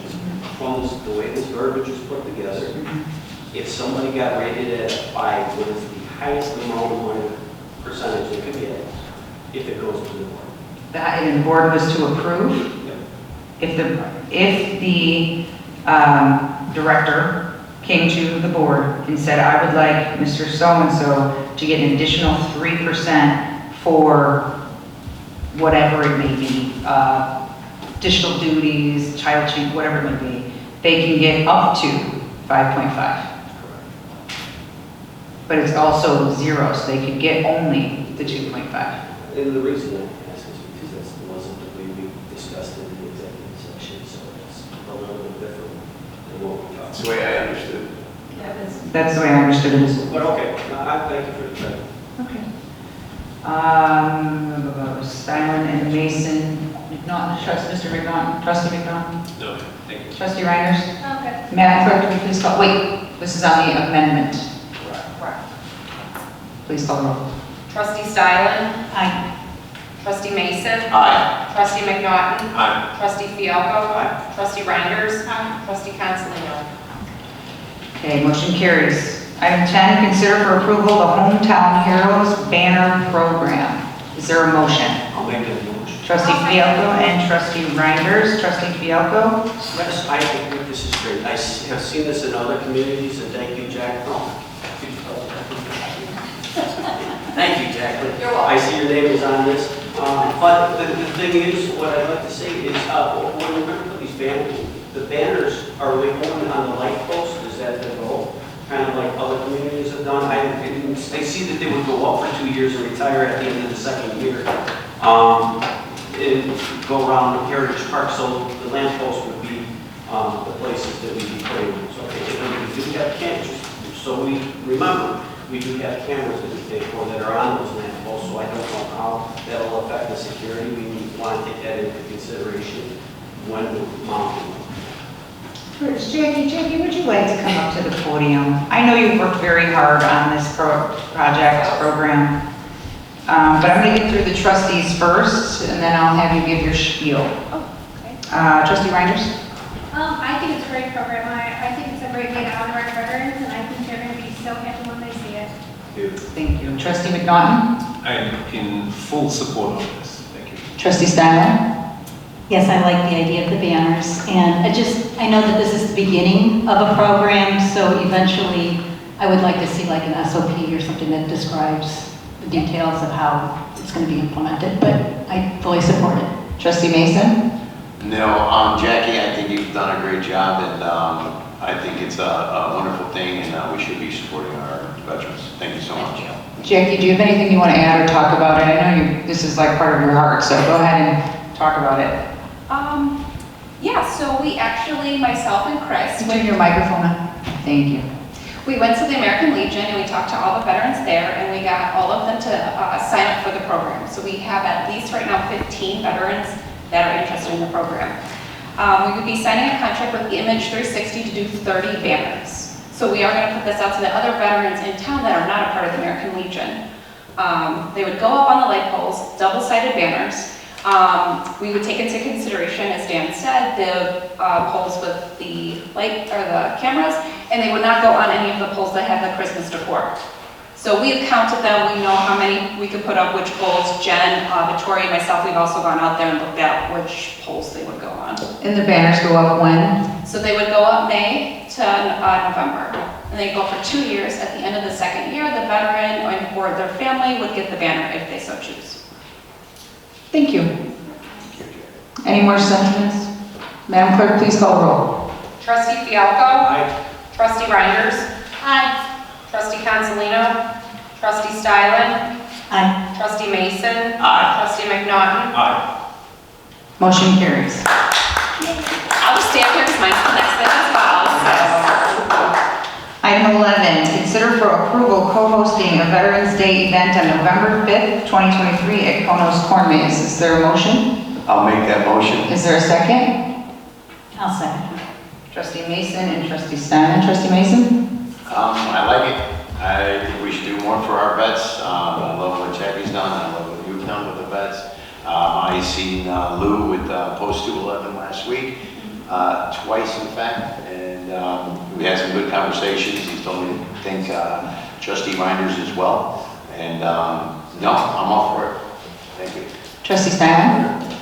Yes, just I agree, it's a nice event, and there really aren't any budget implications other than your Just we have time for manning the table to promote the banners. And luckily for me, I'm salary, so it's not. Trustee McDonald? No, ma'am, thank you. Trustee Reinders? I think this is a great event.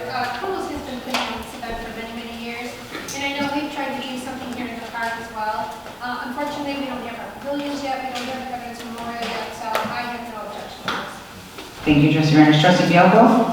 I also believe this is a great thing that we're doing here, combining the business and the village.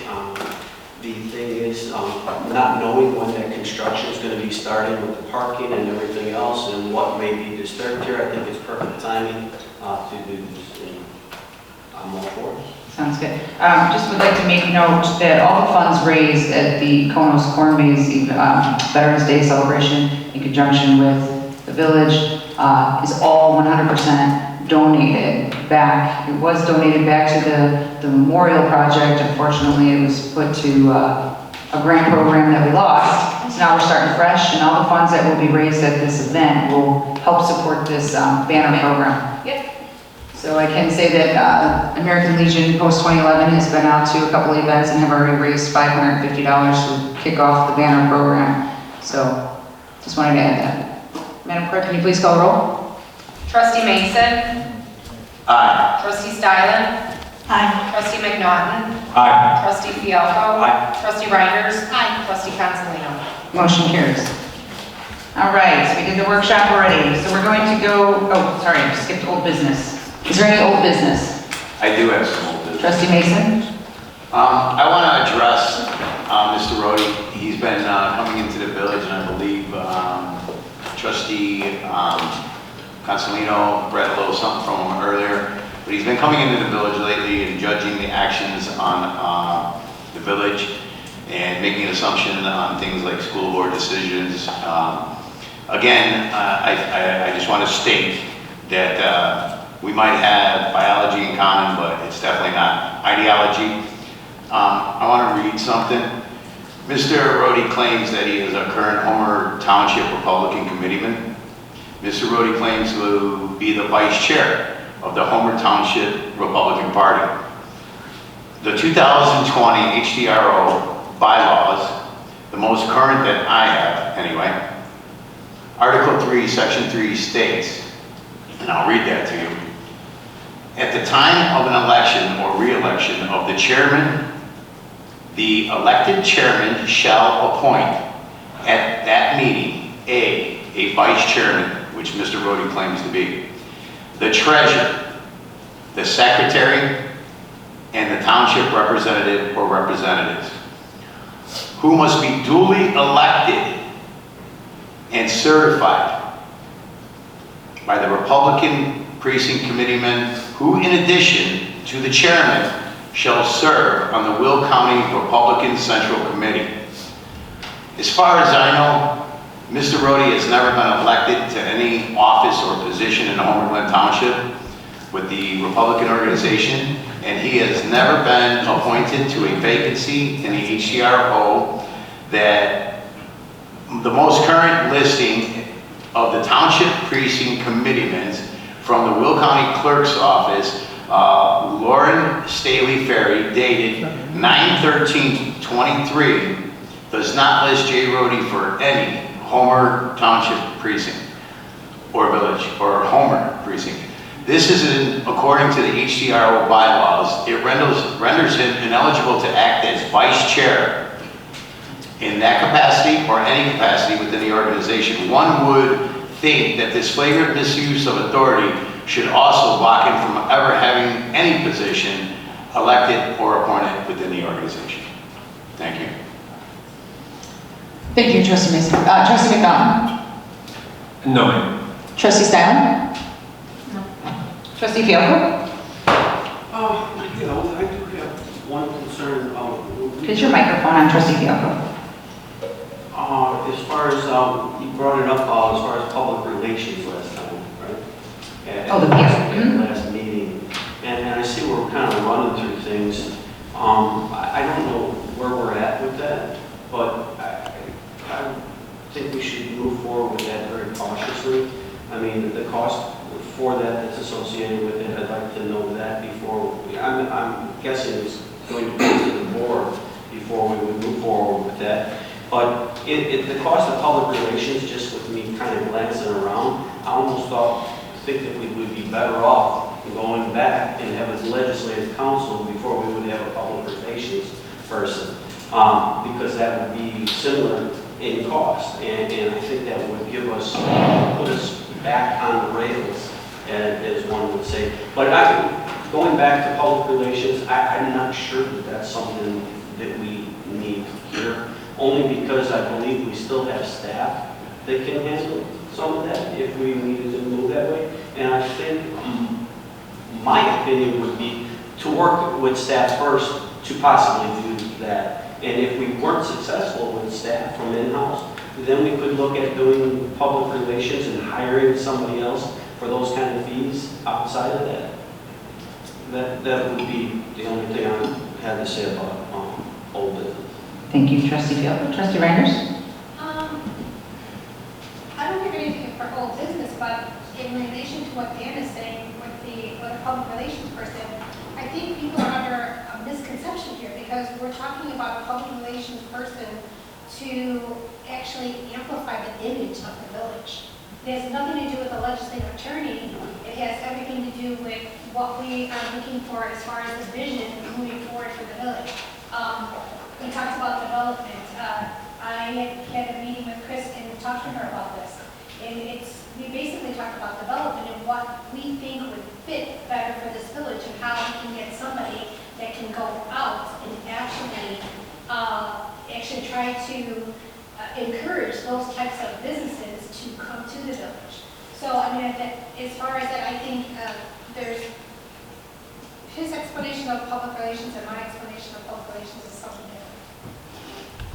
Thank you, trustee Reinders. There was an RFP put together. I had one on my seat today. I don't know if everyone else did, but I had one. I don't know if everyone else did. But this was all sent to you guys for review. I believe it was sent 2 or 3 times.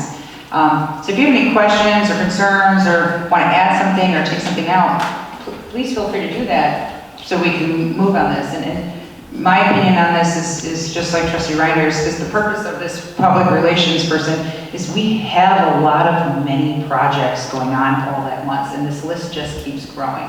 And I know that I wear that hat as mayor, but I'm not able to be that PR person all the time to let people know what is going on 24/7. It's a big task to take on, and I'm not a professional at that. So I think it's important that we have it's not an employee, it's more like a contract style employee, a contracted employee, a consultant to help us get our word out. And just like trustee Reinders said, is we want to amp up our village a little bit with the right restaurants, the right businesses, and what we're looking for. And we want that person to help us, drive that machine, right? And assist our amazing event staff with events. And there's a lot of things that we can use some help with.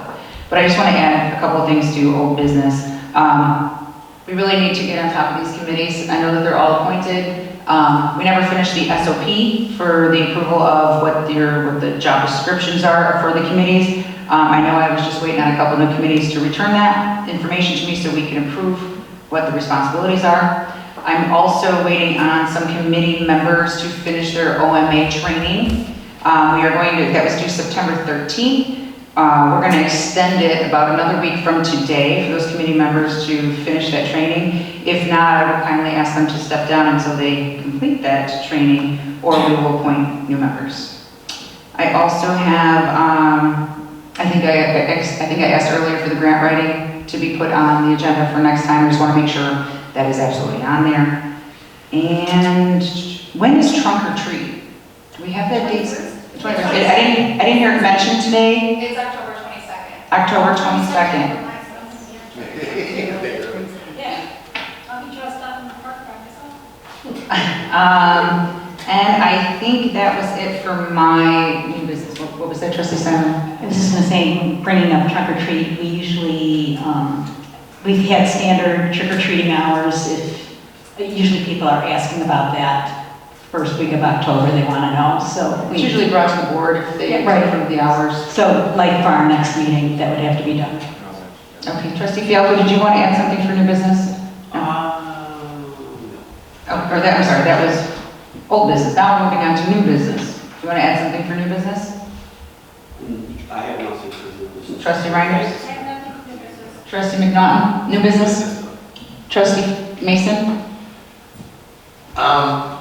You know, going back to the roadie thing, Mr. Roadie, maybe since this goes through Will County, they should look into this. Maybe Representative Ozinga could possibly give us an answer.